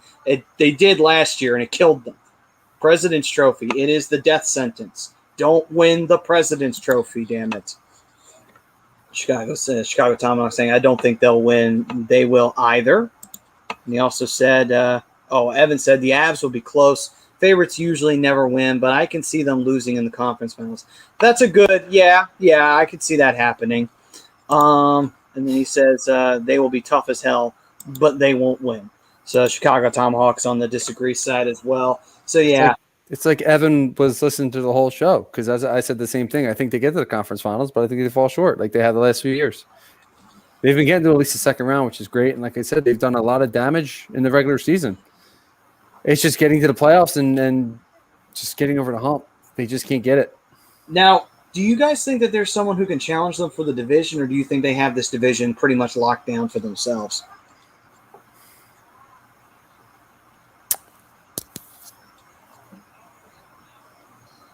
Oh, no, Rob. What do you think? I think they do. You know what? I know they do because I'm looking over here, right? And I was looking back to 2019-20 because, as I didn't remember before, Francois didn't play at all last year. He was out with injury. But in 1920, he had 21 wins, 1 shutout, a 2.41 goals against average, and a 9.23 save percentage in 34 appearances. I think he's going to, with Kemper's injury history, I think he's going to get an opportunity to shine like I talked about before and really, take that next step and carry this team. Hopefully enough to, overcome some of the pieces they lost because, I mean, you lost, on top of Grubauer we talked about before, you lost Donskoy too and Brandon Saad, Ryan Graves. These are, pretty, good contributing players that you don't have. And you're really going to be relying on Nazem Kadri to really bounce back this season. And that might be, I don't know, not necessarily a tall order, but I think it's enough. I just want to see one other team perspectives here. Shit. All decked out, Priz. Oh, yeah. Plays up on the board. There he is. Yeah, I figured out how to fucking do it. I'm not tech smart. I had to have Steve from Weekly Roundup teach me how to do Twitter. So when it comes to like settings, I'm like, oh fuck, man. Might as well just catch my house on fire. Like there's no way I'm getting out of it. That's how I feel when I'm in the kitchen. Like sins, take the door out and just watch me fucking just struggle. Oh. So Priz, what you got feeling on that Chicago Blackhawks team of yours? I was going through the projected lineups, and I still like the right side on the defense. I'm happy with Jones and Connor Murphy. 1 and 2 on the right side, top 4. I'm okay with that. Left side, I was happy that Kraken didn't take Calvin DeHaan because I just wanted someone there that I knew, right? That was a big body that was going to do something. But him and your top pairing with Jones is what they're projecting right now. I'm not super excited about that. like y'all were talking about earlier, someone was saying Jones and a lot of the defensive players are more offensive-handed, so they're not going to keep a lot of shots away from Fleury or Flower. So that's, he's 37. I'm not trying to have him fucking just Carey Price it, right? Like, he's too old for that shit. You need people out there that are actually going to do their best to keep him in. As much as I love Seth Jones, but not his contract. You're hoping for a lot for a guy that's not going to put pucks away from the net. He's going to try to put pucks in the net. So, I mean, I don't know. I'm having second thoughts, but I'm still excited about it. But the more I look at the depth chart, I'm like, we need some defensive, especially on the left side. So that's all I'm pretty much wanting, really. I'm not super excited about Ryan Carpenter and the bottom line. But, yeah, top 3 lines I'm happy with. We're solid there. All right, then. Oh, for sure. And listen, one of the names that we didn't bring up was Jake McCabe. I love that deal. I loved Chicago getting him. That feeds up a leadership role that's going to probably keep him on the second pairing on the defensive side. That's a great defensive player to have on your side. Oh yeah. Wait, who'd you say? Jake McCabe. Oh yeah. He's on the left side. He's the second. I like McCabe. I like Murphy, and I like Jones. Jones is more offensive, but Calvin DeHaan as your first pairing. I'm not, even as a Blackhawks fan, and like as much as I am, we have Flower now, right? That means we're trying to win right now. So I want the trade deadline, if something else comes up, if someone else becomes available, if y'all get drunk and say, hey, Pogue's available. So I'll give you my left nut right now. That sounds more like an Anaheim thing right now, bro. I don't know if I'd give y'all 2 whiskers for much, and the only thing I want from y'all would cost y'all like Patrick Kane or Taves or like half the roster. Y'all. Oh, you talk about Zegras? Yeah, Zegras or Draisaitl. Like, if we're not, what else do we really want right now, right? Like, I mean, I will say Anaheim doesn't have the ice cream man anymore. They don't have Hakanpää, so trade values have gone down drastically there. Yeah, Hakuna Matata down in Dallas now. I'm gonna go there with the Hakuna Matata sign and just wear his jersey. I would have if I could. If you're gonna do that, you gotta put his face on either Timon or Pumbaa. You know what? I'm gonna dress like Rafiki and have his face on the line and just Hakuna Matata. Yeah, with his jersey on there. It's a dream I got down here after hockey season, man. I could have done the same thing while he was with the Hurricanes. Well, just fail on my part. Yeah. I've always wanted to go. Like, I have this big ass Halloween costume that's like a satanic preacher post thing with horns and a mask and everything. It's huge. I always wanted to go to a Devils game and just be like, "That's my son," and just yell at him. Be like, "That's my boy." Make me proud. Dude, you gotta make those arrangements. Come on out here, and then we'll all go see the Flyers play the Devils. You can bring that big sumbitch out there. Go up to the Rock. Hell yeah. I don't know how cool that is. Like, I don't know I've never tried that at a hockey arena, but we've tried it at concerts. Like, my dad will go dressed as Moses, his big outfit on and stuff, and he'll just go stand in the crowd. Like, he's part. One of the best things that I ever saw, Priz, we went to the draft when it was back in Philadelphia. What was that, 2017, Brian?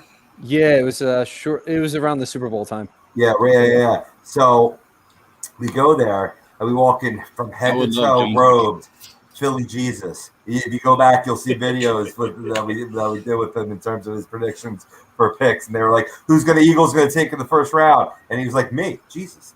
I remember that. So it would totally work at a sporting event. Totally work. I'm still mad I didn't go to that. I was supposed to, but work got in the way. I wanted to go, like, I don't know. I tried to, like, when they had the draft in Dallas, I tried to figure out some way, like, was it 2015 or 17 or it was one of those years they had a draft in Dallas. And I was like, is that like a football situation where we can go, or was that closed off? I tried to figure that out, but I had no luck. I'd love to go to hockey. When football, I'd get bored by, like, the second round. I'm like, I don't know, he's good. Yeah, I would only go to the first day. I would do the first round. That's about it. Well, see, for One me, that's really the most being a TCU fun. fan, I'd probably be relegated to like the second, third, fourth round, waiting for one of my guys. Like, Yeah, the only way I'm staying till the end of a draft is if I have a relative that's being drafted, like for the 4th or 5th round. Then I'll stick around as long as that takes. Oh, hell yeah. you remember me when that signing bonus comes in, buddy? I waited all goddamn day for your ass. Like, Janet went and got drunk with Steve. Like, I fucking stayed. That would be the luck though, where you get a relative that's going to be drafted and be like, oh yeah, I'm going to get drafted in the NHL. I'm like, really? Yeah, probably 7th round. Fuck. Oh yeah. Oh yeah. I'll be there all 3 days. 'Cause you never know. You never know. That would be awesome. Anybody got any shrooms? No, just kidding. I know. I almost had a mani and panic attack thinking of tripping on shrooms and skating. I'm like, I freak out on shrooms anyway, so going fast. and then have you ever slammed on skates? Like, the imagine death that you'd be going through. I would probably literally just talk myself into death. Like, I died, didn't I? And then I would just die. Like, I just talked myself into it. you'd probably be thinking like you're doing the freaking run through the Death Star at 1,000,000 miles an hour. Turn into a fucking ship. I'm a fucking X-Wing. Man. Back at the hotel is the place for me. I always first rule is put everything that's sharp away. That's the number one rule is go put everything sharp away. I'm so like, I get one of those dudes like I'm tripping. It's like, you know what? Like, what if there's something buried under here? Because this planet's been here for millions of years. What is the lapse? Find something. I'll be out there with a fucking pocket knife, tripping on shrooms, thinking I'm looking at Indiana Jones. Like, damn it. I found a lawnmower nug. Trying to fucking dig your way to China. Hell yeah. Yeah. Oh man. I lost this like. But let 10 me ask years y'all this ago. real quick. How many years y'all think Flower stays in Chicago before he I think calls just it? this year. I think he's gone after this year. I mean, if he has like a really good year, I could see him sticking around for one more. But if like he has an kind of year, that'll probably just be the one. All right, so I mean, it depends on who the backup goalie's going to be. I think they really essentially just brought him in as like a mentor for maybe Delilah or Lankinen. So yeah, and they have to make a decision on Lankinen this year. So I mean, it's kind of weird that this is the year that they bring in someone. I mean, I love having Flower that quality, but if you're going to make a decision on somebody, you want to see him as much as possible before you make that decision.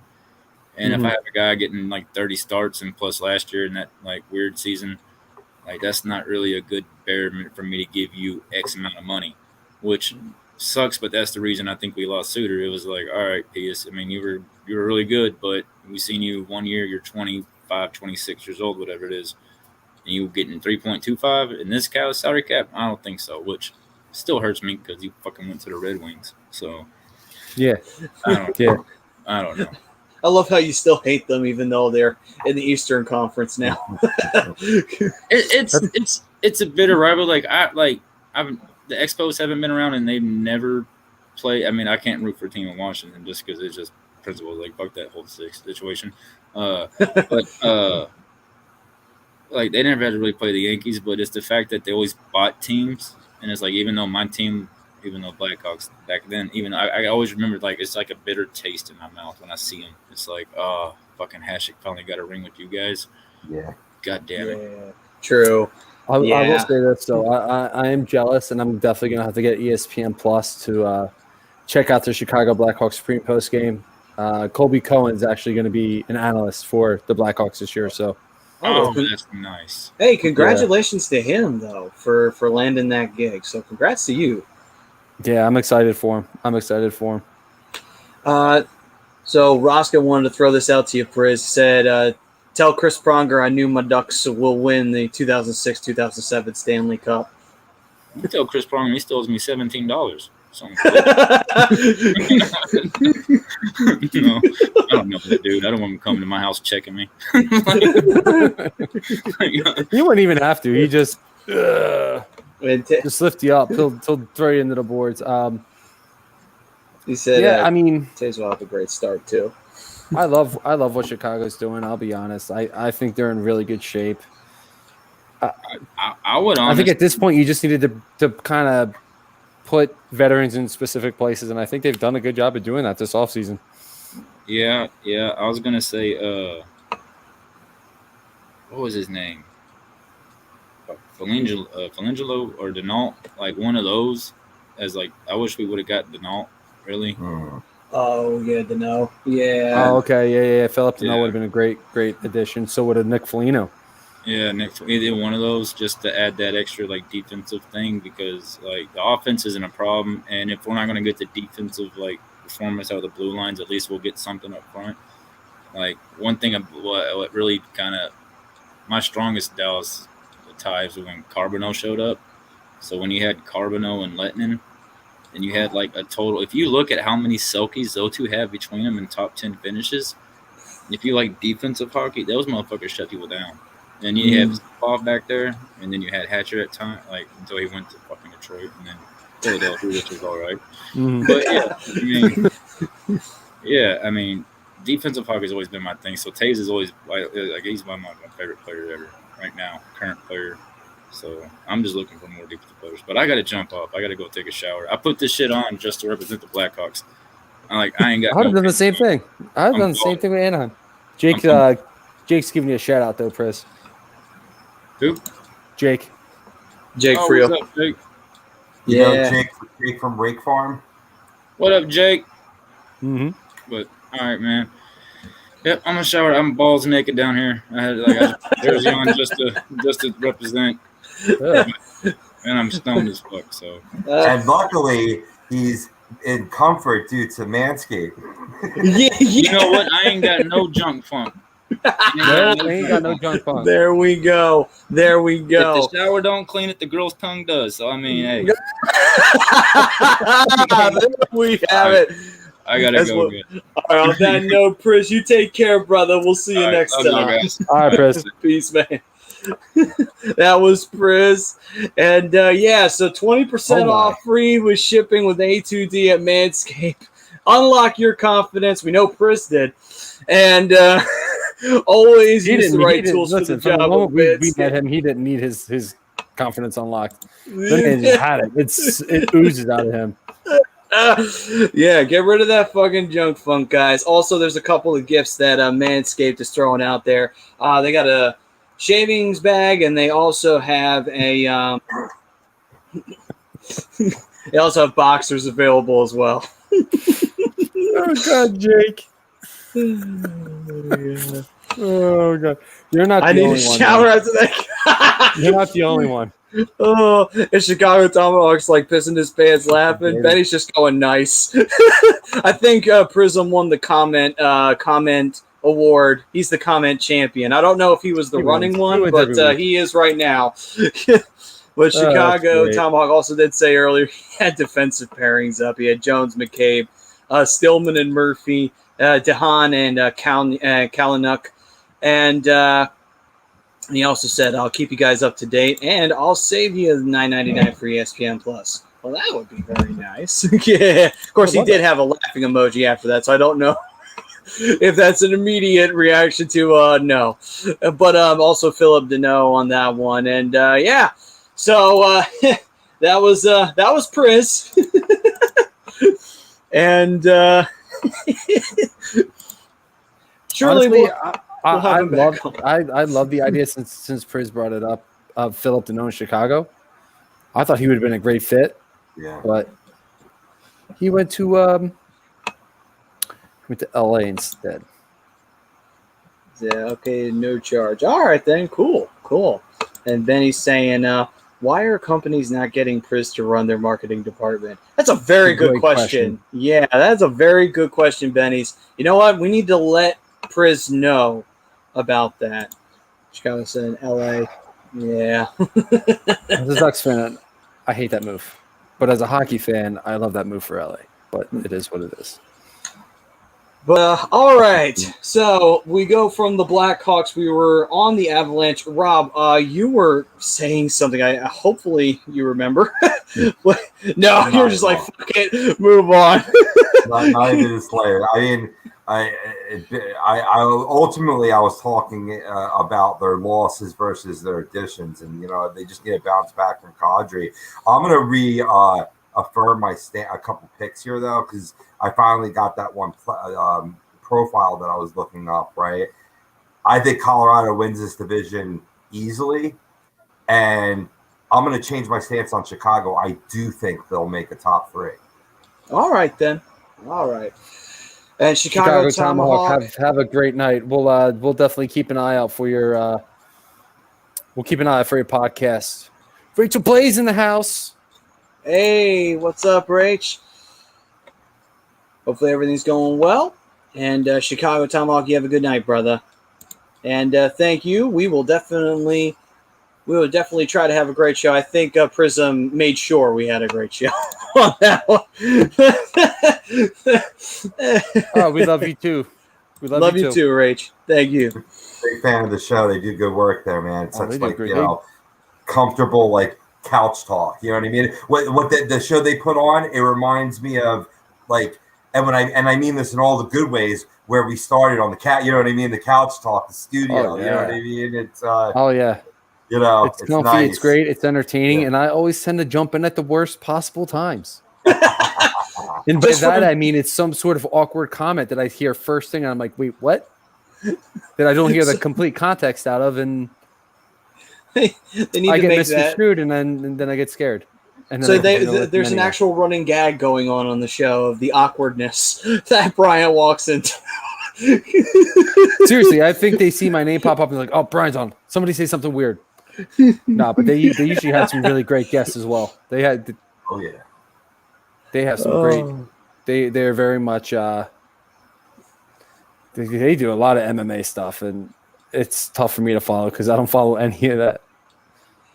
I love continuing the attention that they give to female fighters. You know what I mean? So many great athletes, and in terms of what do you call it, the old boys club. So much of that goes on in the UFC, and it's about time that you call them out there on that. It's absolutely ridiculous. Sometimes how they'll be 1 fight, 2 fights on a card or whatnot, when you could easily have it 60-40, if not 50-50. But I mean, it's whatever's whatever. I just I don't want to make it about a political statement. I want to make it about bringing attention to some great female fighters out there. Oh yeah, for sure, and they do an awesome job of that. We got Wolf of Odin chiming in. What's up? Saying Welcome, Seattle Wolf of Odin. saying Seattle could win the division first year like Vegas did. Hopefully you're not a Seattle fan, and hopefully I'm not crushing it. I'm not sure about that. I don't think they will. But if you are a Seattle fan, believe in your team, man. Yeah, I don't necessarily see them winning the division right now. I think Vegas is too strong. I do think they do. I mean, I've been on back and forth with this, but I do ultimately think they do make the playoffs, just not in the division spot. Okay. But as for Colorado, I think there's, and I thought Robbie was going to touch on this. I think there's one team that could challenge them for that position, but it's going to rely really ultimately on the health of the goaltending and the defensive side of the puck. And they've always seem to have issues with that. They got on a really good run before, but that's the Dallas Stars. I think the Stars could make a run. Offensively, they're definitely good enough. But defensively, went out and made some moves. They got Yanni Hakanpää as one of their moves. They went out and signed Braden Holtby. They have a ton of goaltending depth behind Ben Bishop, Mr. Glass, as I like to call him. But I think they'll definitely, and we'll touch more base on the Stars as we move on in the show, but I think they're the only team that can challenge Colorado for a division spot, in my opinion. Gotcha. That's what I was looking up, was that team. I didn't want to get into it because I have a habit of skipping ahead on the show, and it messes up Maddie's flow. So I was keeping it bottled up. I just wanted to see that. I think Chicago could jump ahead of Dallas. Interesting. But in this case, it actually flows perfectly, gentlemen, because guess what? Dallas was the next team. So we heard what Brian had to say. Rob, You feeling the same way, brother? Or, well, you were talking about Chicago jumping ahead of them, so why do you think Chicago will slide ahead of them? Good question.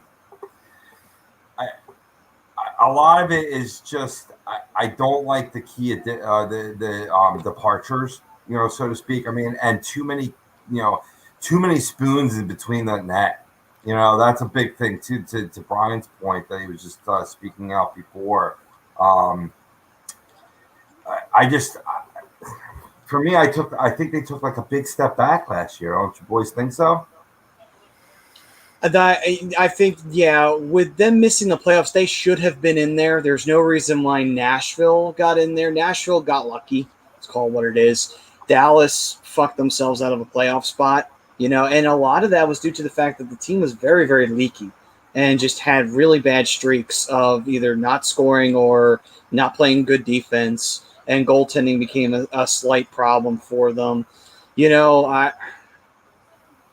I could say you could say they took a step back because they should have been in the playoffs last year, not Nashville. A lot of it was due to the injury, though. That's what it True. was. I mean, you know what I mean? Like, yeah, it's Sagan out of the lineup, at Radulov, Hintz was out of the lineup. You're gonna have these guys back. So I mean, don't get me wrong, they're gonna be good, and they could challenge for the division lead. You know what I mean? They could. They didn't really lose as much as I thought. I'll be honest with you. They really only lost Dickinson and what was it, Elysiak? Jamie Elysiak? Oh yeah. Oh yeah, Alexiak, yeah. Alexiak, yeah. So I mean, I'm not too worried about that. And then I forgot that, or this is what I had looked up before. They brought in Ryan Suter. You know what I mean? One deal that we were talking about for the Flyers to bring in on the cheap or whatever. Well, they made that move when we went in different directions. But I think, like I said, I really don't have a clear picture of what they're doing behind the or between the pipes, and I don't think they know either. Yeah, and I think that's going to come back to really haunt them moving forward because you have essentially four guys who could start. You have Ben Bishop, you have Braden Holtby, you have Antoine Hudobin, and then you have I'm going to look up his name real quick. Jake Oettinger? Yeah. I'm not sure if I'm pronouncing that correctly. And now they're going to have Braden Holtby this year, so that's an interesting addition to the goaltending side of things after his, I guess you call it a run in Vancouver. I don't know if I can call it that, but nonetheless, maybe like a power walk if you want to even get that far. Maybe mental breakdown. Yeah. I think we're a little bit closer on what Rob was saying. But I mean, Dallas is a tricky team because they have good players. They have guys who can score. And like I said, I'm not too worried about the offensive side of the puck. My major concern is the defense and the goaltending. Which Ben Bishop are you going to get? What Braden Holtby are you going to get? True. Are you going to Antoine Hudobin? Is he going to be on the NHL roster? Or is he going to be starting for the Texas Stars? There's a lot of questions here. Like, I love the Ryan Sutter signing. I think that's a great signing for the defense because they're still relatively young for the most part. And they locked up Miro Heiskanen, which was, in my opinion, priority number one for them. Yeah. Because you don't want to lose a guy like him. And then you go out and get a physical player like Yanni Hakanpää. I like how they're set up. I think they could definitely challenge for the division. But you got to answer the questions on the back end of the puck, on the back end of the blue line. That for me is going to be huge for the Dallas Stars because, like I said, we know they can score, and they got to be able to kill off penalties as well. That's something that killed them too. And to Priz's comment here, Dallas led the league in OT losses. They have to beat these teams in regulation. That's what they have. You're making a comeback. You got to finish it in regulation, or you got to finish it in overtime. That was another Real problem. quick before you move on from that point, I just want to point out, because I had this in my notes here, Brian, the Stars had the 8th fewest shorthanded situations last year, so they were disciplined, but yet they finished 19th in penalty kill percentage with a 79.1%. Yeah, although I should as bad as I thought, but that's not as good as it should be. I mean, you had the 8th fewest, and you finished if you had like the fewer the shorthanded. I mean, I get maybe if that means you're letting up a high amount. Like if you're giving up maybe you 3 penalties a game, to finish at 19th, you're at least giving up 2 or 3 every night. Yeah, I got you on that one. And he did go on to say, too, Prism said Sutter went to Dallas because they were willing to give him a 4-year deal, which he wanted. He wanted outright. He wanted a long-term deal. He didn't want to do short-term stuff. So, I believe he's getting paid close to $4 million a year, too. Yeah. So, I mean, hey, listen, if it winds up being good for Dallas, getting some strong defensive veteran leadership that can help shore things up a little bit back there, that may actually be that may be worth every penny on that one. Because Sutter was still pretty solid for Minnesota. Zach Parise was the one who was starting to lose a little bit of his production there towards the with his deal. But fun fact for you about Ryan Sutter. Sure. Not one time in his career, and I understand the position that he plays. Not one time in his career did he break 10 goals. Wow, that's interesting. Closest he came was in 2016, 2017 with 9. I definitely thought he was more of a scorer. I mean, he still had racked up a ton of assists. He still racked up a ton of assists, but yeah, he never broke 10 goals in a single season. That blows my mind a little bit. That's interesting. Yeah, because he's got that talent to him, but goes to show that he really takes his position on the defensive side a little bit more seriously than necessarily the offensive side, which is fine. He played in Nashville too. Yeah, that's his good play in Nashville is what got him that nice lucrative deal over in Minnesota in the first place. Well, the Phillies aren't doing well. Anyway, 4 times in his career has he ever had a plus minus in the minus. One was his 4th year in Nashville. Yeah, that was a minus 16, which Nashville was just god awful then. Yeah, true. And then 3 out of the last 4 seasons with Minnesota, -1, -8, -6, and then he was a +9 last year. So, So let's see here. So that'll be interesting with Dallas. Dallas is going to be an intriguing team to look at. I could see Dallas finishing the top 3. I think they most likely will. However, though, if their goaltending and their defense is weak, like you were saying, Bri, they might have even a struggle to get a wild card. Which, if they miss the playoffs 2 years in a row, oh boy, they're going to take a look at this team and see, okay, we definitely need to make some improvements because you don't want to miss the playoffs 2 years in a row. This is a team that doesn't seem like they should be missing the playoffs 2 years in a row. They shouldn't have missed last year. So it'll be interesting. Factors last year outside of a normal season that they had to deal with too. So hopefully, like I said, hopefully they rebound this year. I think it's going to be crazy seeing Ryan Sutter in the Dallas jersey. And, like I said, if they can answer the questions, at least my questions on the defensive side and the goaltending and make that picture a little bit clearer, I think Dallas could be in very good shape to rebounding and getting back to the playoffs. Yeah, I got you on that one. All right, then. So on to the other green-wearing team of this division, a team that, quite frankly, doesn't look like they're going to re-sign the person that they've been needing to re-sign this whole fucking offseason. The Minnesota Wild, they do not have Kaprizov under contract, and it looks like maybe he is going back to the KHL. And if that's the case, gentlemen, what is next for this team, with the Christmas color sweaters and all? Is this team in trouble, or do they have enough depth on this team to still be a competitive team here in the Central Division? I'm going to head to the bathroom while you gentlemen speak on this matter. I'll be right back. I mean, they gotta try to keep him, man. It's my boy. Yeah. No, I feel you. I mean, they're not in terrible shape, even if they don't bring back Kaprizov, but they need to. He's a big cornerstone to this organization, and he's 24 years old, and he made a huge impact for this team last year. And you lose that, you're losing a lot of goal scoring. You're losing a lot of offensive productivity, which is huge for the Minnesota Wild because they don't really get those players don't really come along too often for them. And when you get them, you got to figure out a way to keep them. And from what I understand, Kaprizov wants a little bit more money. He wants a raise, which I don't think he is out of the realm of. But he says if he doesn't get it, he'll go to the KHL because the KHL's offering him some bank to go play with him. So I mean, they got to get it done. They got to figure out a way to keep him here. I mean, I'm looking at the roster now. It's not a terrible roster.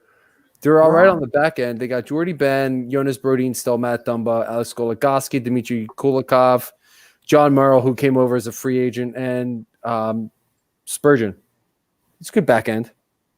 It's a good back end with some depth. Very much so. And those were good additions too, and Goligoski and Kulikov as well. Oh yeah, for sure. I think the only way that losing Kaprizov could be okay is if Marco Rossi really shines in training camp, because he was one of the best scoring prospects in his draft, and they took him highly. Took him very highly. I wanted him. I didn't get him, but that's okay. But, you know, they still got guys in place. Guys like Nico Sturm, good young player. Matt Zuccarello, veteran guy who can score goals. Ryan Hartman, one of those in-between type guys. Marcus Foligno, Kevin Fiala. They got guys. But it's just a matter of they can replace Kaprizov if he decides he wants to go. Yeah, I mean, like Marco has that upside as well. I mean, he's behind in his development. You know, unfortunately, he had that condition, the myocardial.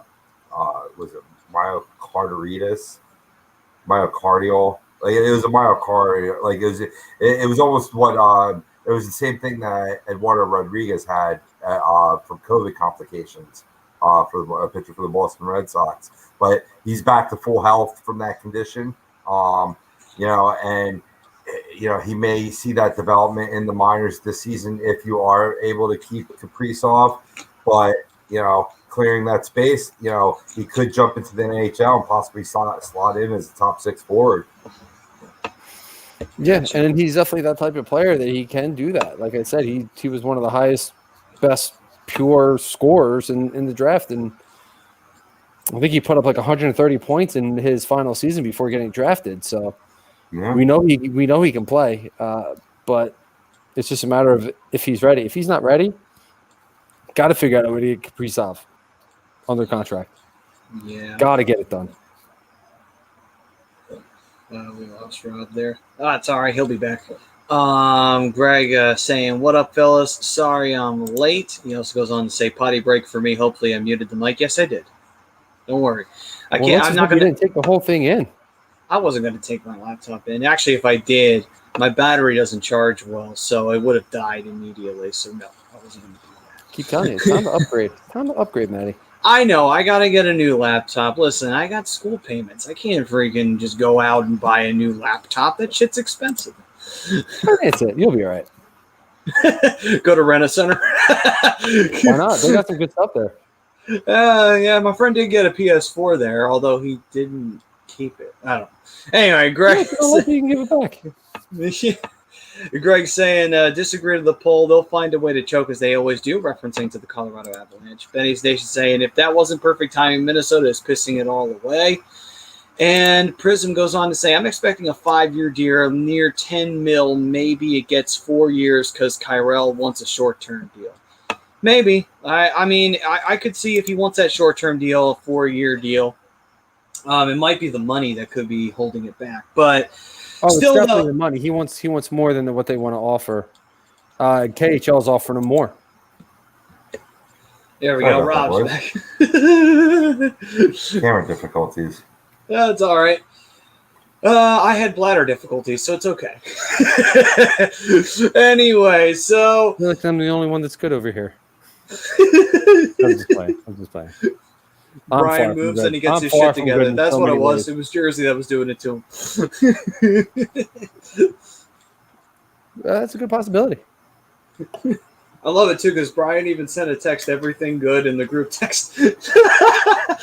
No, but anyway. All right, so... I have to make sure. Rob just never leaves. No, I know. Without saying anything. That's true. All right, then. So for Minnesota, it's going to be an interesting year for them, especially if they don't get Kaprizov under contract. They should. I mean, it doesn't seem like anything, it's not like he wants to go to another team. But if they can, maybe borrow some money from some shady individuals, maybe they get the deal done, go down to it'll be the KHL that they got to compete with pretty much at this point, Matty. Yeah. I mean, and he's still an RFA, so I mean, they'd have to pull an offer sheet out of their butt to try and keep him. But I think knowing that he wants to go, he's betting to go to the KHL, teams are going to stay away from that.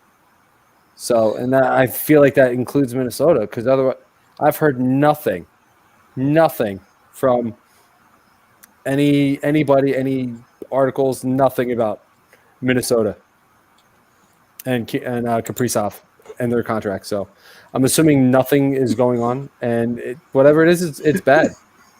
Chris, Brian's got a NASCAR hose Gatorade bottle taped to his leg.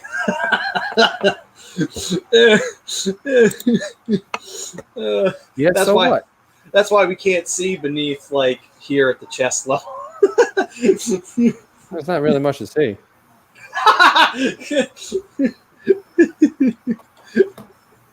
My eyes. My God, my eyes. I know, I'm pasty. If that had been Clinky, our female viewership would have gone up a few notches again. Oh. Yeah. It's factual, but that still stings a little.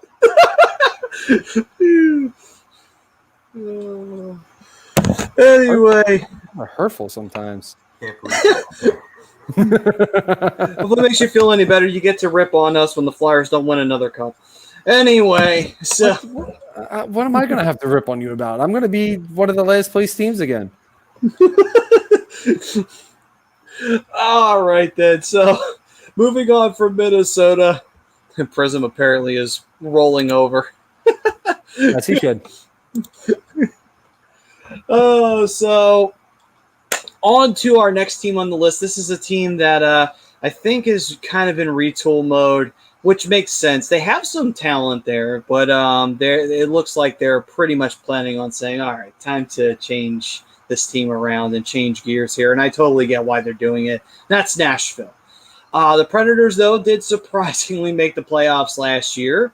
And they did give Carolina a little bit of run for their money, but Carolina ultimately took them out in 6.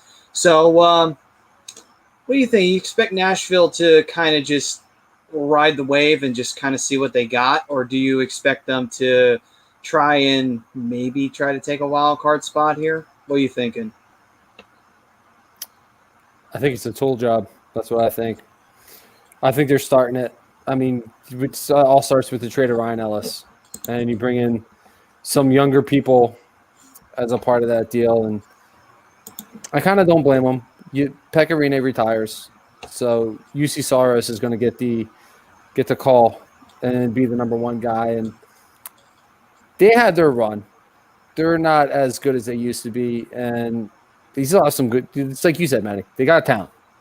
It's time to ship off some of that talent while they're still have some high trade value, and start retooling. Just start putting things back together. And for Nashville, I think they just got hot at the right time, and they were like, all right, no. We're not going to be too active at the trade deadline. We're in a playoff position here now. Let's see if we can get it. And they got it.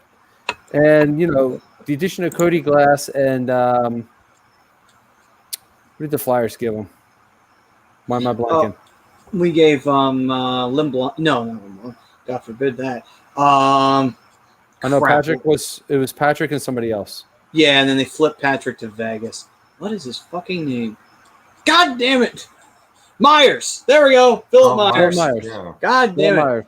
I don't know why I was thinking like an Arvidsson or something. Like, why am I thinking Swedish names? So, anyway, they got some younger players. They got a good player in Myers, a guy who can, still has some question marks, but a guy who can play, and he's shown that he can play at the NHL level, and which is great for an undrafted prospect. So I think you're going to see a few moves like that, especially if they start off slow. You're going to see Ekholm go.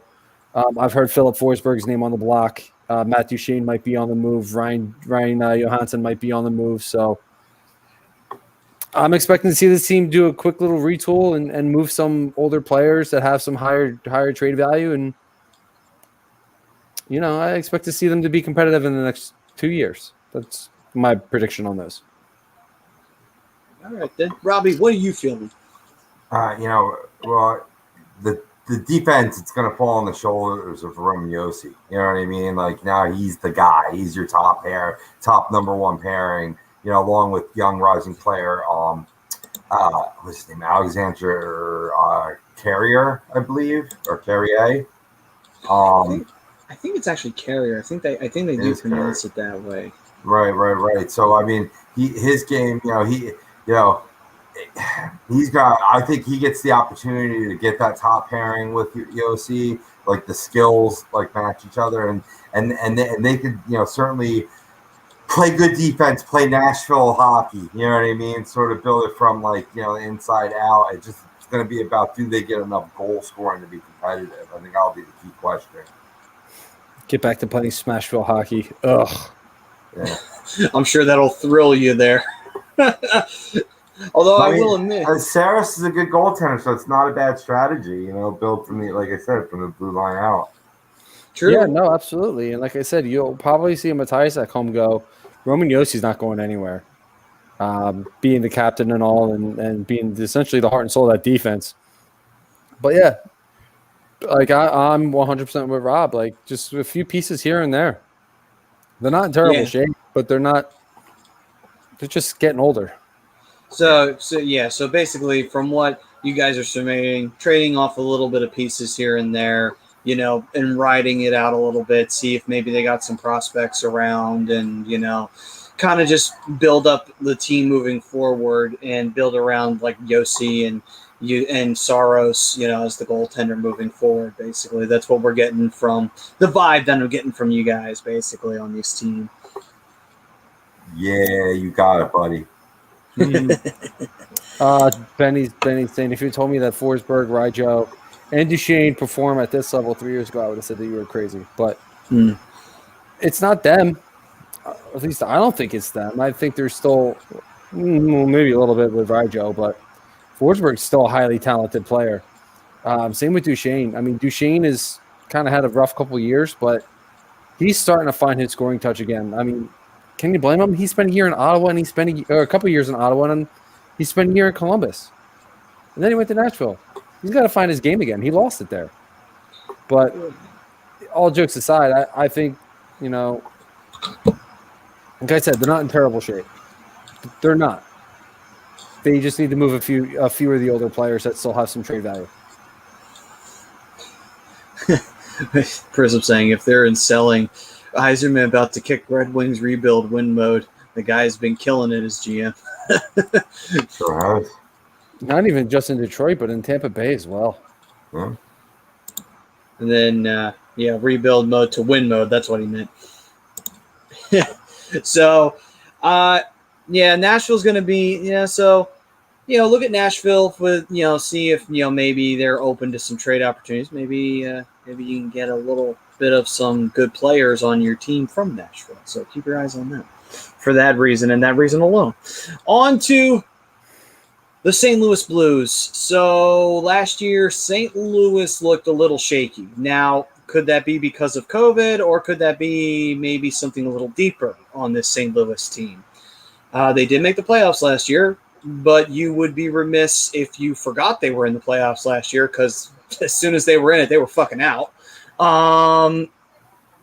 Gents, what are you thinking about this St. Louis team now going back to their normal division? Are you expecting them to have a better year this year, or are you expecting them to take yet another step back, or are they going to have to kind of be where they're at and maybe take third place in the division, a wild card? What are we thinking here for this team?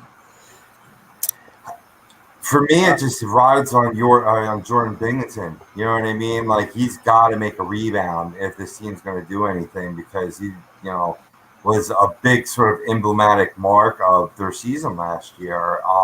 I think they have enough goal scoring. I think they got good defense. They just need good play between the pipe. Yeah, I agree. I mean, I'm looking at the roster now, and aside from a few players here and there, I think they're still going to compete. I don't think they're ready to rebuild yet. But to piggyback off of Rob, it really is going to rely on Biggington and really having a rebound season, getting back to the player that he was, the goaltender that he was during the Stanley Cup run in 2019. I mean, you gave Colton Parayko back on the extension, which is great. You still have Justin Falk, Torrey Krug, Marco Scandella, who's kind of on the downside of his career, and Robert Bortuzzo. It's a solid defense out in front of him. It's not really great, but it's not bad. They can win games with this defense. And then on offense, I know they're trying to work out something to get rid of Tarasenko, but because Tarasenko wants out. Looking at the offense, go out and get Pavel Buchnevich. You have Kyle Clifford. You go out and you still have Ryan O'Reilly. You bring in Michael Pekka. Where's it? Matthew Pekka. Michael, I think it was his dad. And then there was another name. You go out and get Brendan Saad. So they're still going out and they're getting guys to help them win now. So they're not essentially in retool mode. Right. I think a lot of what it was maybe just kind of things getting a little stale. So now you start to shake things up. Maybe you're refreshing a couple of things because you bring in guys who can produce offense. I think St. Louis is competitive. I think they've figured out a way to finish in honestly, I think they finished in division spot. I think your division spots are going to be Colorado, Dallas, St. Louis. I think St. Louis is going to surprise a lot of people. No, I'm with you on that. I am with you on that. It is contingent upon the goaltender, but I love that pickup of Pavel Buchnevich, man. I think he's going to fit in really well with these core players. He was a productive player for the New York Rangers, and I expect that to continue. And I do think they'll take a top 3 spot. It'll be Chicago will be the I don't want to use the term wild card, but they'll be the wild card in terms of maybe kicking either one of St. Louis or Dallas into a wild card spot themselves. So it's going to be an interesting race. Yeah, I mean, you even still have guys who are productive. Like, anybody really think David Perron, after he first left St. Louis, was going to be the same player that he was? No, I didn't think David Perron was going to be the same. He was okay in Anaheim. He went back to St. Louis, and that revamped him. So he's still figuring out ways to 56 games played last year. He played a full season. 19 and 39 for 58 points. That's about the average for David Perron. So he's still productive. You saw Braden Shen, who's a power play specialist. Hoops for life, probably not, but I love the hope and faith that you have in your team. Don't listen to him. He likes to make jokes. Don't listen to this guy. I love where the Flyers are headed. I just don't think they're quite there yet. But with the St. Louis Blues, I think it's they're easily still a defensive team. I think not defensive, division-winning team. That's it. That's what I meant. Gotcha. By the way, Rosca had said that Chris Pronger equals the Undertaker of the NHL, and Prism said you're damn right, and he also said that Cum Fungus is the Adrian Street of the NHL. So, the first part. I don't know if I get the second part. Obviously, I know the Undertaker. I don't know if I know Adrian Street. I'm sure Prism will fill us in. Well, all right, I'm sure that awkward silence really helped. Yeah. All right, then. So on to our final team of the division, ladies and gentlemen. That is the team from the Great White North. And actually, ironically, they are the only team in this division from the Great White North, and that is the Winnipeg Jets. That is interesting. I did not realize that until I looked at this division structure. But anyway, so the Winnipeg Jets. Was he one of the guys in that weird 1930s tag team? I think that might be what he's referring to. But anyway. So, gentlemen, the Winnipeg Jets, what do you expect from them? I mean, this is a team that I think they could be a wild card factor as well, because the Jets, very good team. I mean, sure, maybe they were benefiting last year from the fact that the Canadian division was rather mediocre. I know it wasn't called the Canadian division, but it was essentially. And they did surprise everyone, if you don't know who the Edmonton Oilers are, by sweeping them right out of the playoffs. And then, unfortunately, they themselves became a victim of their own success as they got swept in the playoffs by the Montreal Canadiens. So what do you expect to see from them this year? Do you think that these guys could sneak into a division spot and drop maybe a St. Louis, or do you think that maybe they have to settle for a wild card spot? Do you think that this team could really be a surprise and possibly take a 1 or 2 spot in the division? What are you guys feeling for the Jets? I like him in a wild card spot, honestly. They're nothing spectacular. They have a great goaltender, very solid defense, but the defense hasn't been the same since they lost Dustin Byfuglien. They just haven't had that same bite, that same physicality that they had before. You have some good players on here. Poink Schmidt, I forgot they got Nate Schmidt, but they got him in a trade. You got Morrissey, you got Brendan Dillon. Forgot they got Brendan Dillon. Maybe they do have a little bit more bite than I thought. Now that I'm actually looking at the roster, DeMello. We know they're a team that's, again, they're going to be competitive offensively. They got a lot of really good young players. Kirby Reichel, Mark Scheifele, obviously Paul Stastny, Cole Perfetti. Who else they got on here? Pierre-Luc Dubois is going to be an X factor. They need him to show up and be the Pierre-Luc Dubois he was in Columbus and not be the guy that he was last year. Didn't really do much. Was kind of pouty, lackluster. Patrick Laine was pouty. All right, good then point, you got yeah. Kopp and Connor. Kopp and Connor are going to be guys that are going to produce as well. So I could see them battling for division, but ultimately falling short and being a wild card team. But they're definitely a playoff team. Gotcha. Yeah, those top 6, man, they're talented. You know what I mean? You're talking about, like, you mentioned Pierre-Luc Dubois, but Kyle Connor, Mark Scheifele, Paul Stastny, Blake Wheeler. I mean, these are great, great, talented guys that compromise the first and second lines here. They've gotten better, on the bottom 6, definitely trending younger there, which, builds them up for not only the present, but for the future. They improved that blue line. You got, a Vezina finalist or Vezina in Hellebuck. Ultimately, who I think is what's going to make or break the Jets' chances, and that's their head coach. He's just one of those polarizing figures. He's stubborn. He'll stick with the lines even if they're not working. You know what I mean? Like, this is a game, especially the modern NHL, where you need to make adjustments. And I question whether Paul Maurice can make those adjustments. He's just too old in his way of thinking.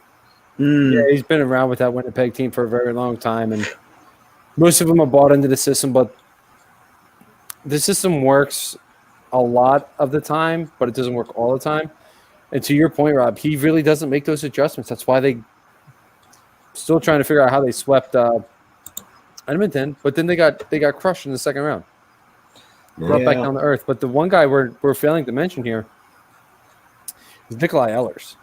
Yeah. He's another really good top 6 guy that's he produces. He's an insanely good player. Like this, I don't want to say this team is loaded, but it's close. They're definitely, like I said, they're definitely a playoff team. If they could figure out ways to get a little bit better on the special teams, I think they could definitely battle for a division spot. But this Winnipeg team, as long as they win, they're going to keep Paul Maurice. And like I said, to your point, Rob, because I agree. I think he's going to be the factor in where this team goes. Well, I'm just saying what he's done. It's not to say that he couldn't. You know what I mean? Like if he can make those adjustments, in game a little better, then you can see the upside of this team, big time. and it's not far fetched to expect that. No, not at all. Not with this team. Like I said, the roster's pretty loaded. Gotcha. Yeah, Prism is saying, Winnipeg looks like the clear winner in that Dubois-Laine trade as of right now. I mean, I don't know. I guess I don't know if I agree Dubois with that. for now, but who knows who really won that deal? Because Laine didn't necessarily work out in Columbus. I don't know if Dubois has necessarily worked out in Winnipeg either. So it's kind of almost like two teams lost in that trade. If anything else, oh man. He put up 21 points last year, and I think most of that came with. Was that trade in season? Yeah, I think that was an in-season trade. It was one of the few that happened during that time. I can find out real quick. I think it was, a week or two into the season. I think something like that. Yeah, it was 5 games into the season. Yeah. Spot on, Rob. Spot on. So let's see here. Prism saying, for Valley 70s, 80s. I only know him from my dad's tape trading days from the territories. Gotcha. All right, then. So, gents, that's it for the Central Division. Prism saying 20 points in Winnipeg. DB saying Laine had that 1-2 goal game that last season. Yeah, that's true. That was it. What's up, DB? Welcome to our new night and time, bro. So it's been pretty even for the most part, I think. Both guys are sitting around that 20, 25 point mark. So it's still kind of, to me, Patrick Laine did have more points, but we'll see. We'll see what happens. I think we'll find out this year for sure in the full 82 who actually won that deal. Yeah. All right, gentlemen. So that will do it for this. Laine at a -29. Damn. Again, he's in Columbus. That is true. Columbus isn't exactly a thrilling set of numbers there. But so, ladies and gents, that'll do it for our Central Division breakdown. And that'll do it for us here. So not much else to say. The Central Division, the tougher of the two in the West, and it'll be tough once again this year. There are a few teams that will be fighting for a wild card spot. Maybe one or two teams that could get demoted to a wild card situation where the other team takes a third place from them. It'll be interesting to look at and see how cutthroat that Central can get, as it usually is in the average year. But until then, ladies and gentlemen, we thank you all for joining us for another edition of the Hockey Happy Hour. Next week, it's time to bring this one home, because it'll be time to talk about good old Metropolitan Division, the worst division in hockey, the nastiest one of them all. God, I hate being in this fucking division, but it is what it is. It's our lot in life. We must deal with it. Thank you, Prism. You take it easy. You didn't look stupid on the air, brother. You were fine. Anyway, we thank you all for joining us. We were brought to you by not just Body Check Wellness. We also have plenty of other great show sponsors. For a very important note, if anyone out there that you know is struggling with any kind of mental illness or any kind of addiction issues, call the Counseling Center in Sunrise Detox. Give them a call at 856-651-8117. Listen, we don't want to see you or a loved one go through these kind of problems. They are serious. They can throw your whole life into a tailspin. Don't waste time. Make the call. Get the help you or that loved one needs. Seriously. I am serious about that. It is a terrible thing to deal with. So 856-651-8117 for that. Also, if you were checking out All Campus OC, you also have Ocean City Grill, Cheese, and Quesadilla Company located at the corner of 8th and Ocean Avenue. 16 different kinds of grilled cheese on toasty Texas sourdough bread. And you can use the promo code A2D for 10% off your order. If you're checking out All Campus OC, go feel free to check out Grilled Cheese Quesadilla Company down there as well. Definitely worth it. Get those last minute short trips in there and check out both. So good. So good. Like, stupid. So good. Let's go. And I'm just saying, I believe it's the cheesesteak grilled cheese. Game over. Game over. Fire. And Brian, where can the fam go if they like to support the show and A2D as well, the entire fam? Where can they go? You can head on over to phillydrinkers.com. That's Philly Drinkers LLC. All kinds of great merch we got there. We got the new Garner Minshew T-shirts out there now, which I am planning on getting, so you should get yours while you can. All kinds of A2D merch. You got hats. I think by now I'd be used to this. Hats, hoodies, zip-ups, blankets, socks, stickers. You want to be show specific? You're a bigger fan of the Hockey Happy Hour? We got show specific T-shirts, hoodies, hats, all kinds of great stuff. Go ahead and check it out. That's phillydrinkers.com, Philly Drinkers LLC. Alex will take good care of you guys. All right then. And also check out Specialized Physical Therapy. Listen, man, anytime you get an ache or a pain or any kind of serious issue, they even have a services. You can go to a concussion area, so they actually have that going on as well, which is important because concussions are very serious. You can go to specializedphysicaltherapy.com. You can check out Dr. Paul Vidal and his staff. They're in Burlington and Cherry Hill, New Jersey. They won the award for, I believe, physical therapists for South Jersey, as a matter of fact. I believe they won an award for being the best one in South Jersey. So definitely worth checking them out. And Brian can tell you firsthand because his shoulder was bothering him, and now it is perfect. I wouldn't necessarily say perfect, but it's a lot better than it was, a lot stronger than it was. Go check out Allie in Burlington or Carrie in Cherry Hill. And then you can also always ask for Dr. Paul Vidal. He's our doctor. Go ahead, make him yours. Hey, I might have to take him up on that. I've had 7 concussions in my lifetime. So that explains a lot, right? Yeah. Pope wasn't dropped on his head, baby. He dropped himself on his head. That's how it all happened. It's called playing a lot of sports and getting into a lot of fights. Oh, I've done a lot of the first, didn't do much of the latter. But probably the worst concussion was tailgating, wasted, head first right into a light pole. I had the ball right in the tip of my hands, and then boom, the light pole just took me out. Oh, I think you told me pop up at the worst times. Oh my god! I think you told me too. I didn't even see it coming anywhere. It came out of nowhere. Boom! Tough acting's an acting. I did not leave my feet though. That motherfucker was like wobbling in the air. My brother will test for it. He was right there for like 5-10 minutes after I hit it. Man, I felt like I was underwater. I was like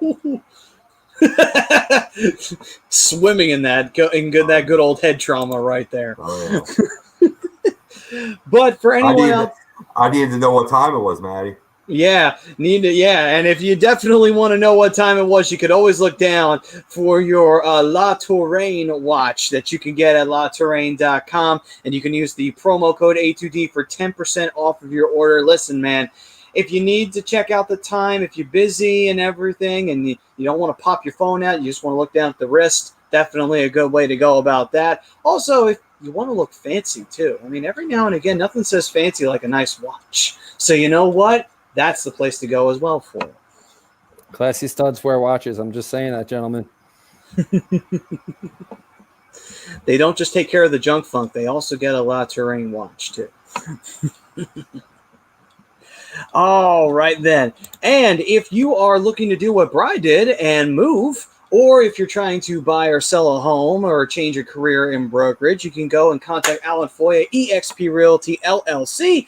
And you can check him out on the web at alan.foy@exprealty.com or give him a call at 302-682-8820. Very important step. You want to do it right. Alan Foy is the guy to make sure it is done right. All right, then. And, of course, to round off our sponsors, let me bring them up. Body Check Wellness, 25% off of your order with the A2D code. Great line of products. Check them out for focus, clarity, and balance. Riley Cote made them, and they are Riley Cote approved. And if that's the case, then you know it's quality. That's a guy who was a tough as nails, and he absolutely advocates for them. So I would suggest getting them, or he'll beat you up. Well, I don't know if I go that far. He's a super nice guy, that Riley Cote, but yeah, I he definitely know. helps support his business for sure. Yeah. No, seriously though, we've had Cote on here. He is awesome. Hope to have him on here again. And yeah, definitely check out Body Check Wellness. Great line of products. Rob knows he's used them, and get that A2D code. Get 25% off. For All sure. right. All right, then, ladies and gents, we thank you for joining us for another fun, crazy world of Hockey Happy Hour at A2DRadio.com. We will be back at this time next week to talk about the home division, the Metropolitan Division. Oh, God, the fucking Metropolitan Division. We will break it down, and we will see how will the Flyers fare with the nightmare that we have to deal with all the other teams that we have to share that living space with. We'll see. I'm not in that division. Yeah. Anyway, that's next week, though. We'll see you then. Peace and love, everyone. And yes, I know it may be annoying. Wear your mask. I know. Even if you are vaccinated, it sounds like it's a chore, but they are recommending you do it. So save yourself the headache. Just wear it. Trust me, I know. Anyway, we'll see you guys next week right here on A2DRadio.com. Peace and love, everyone.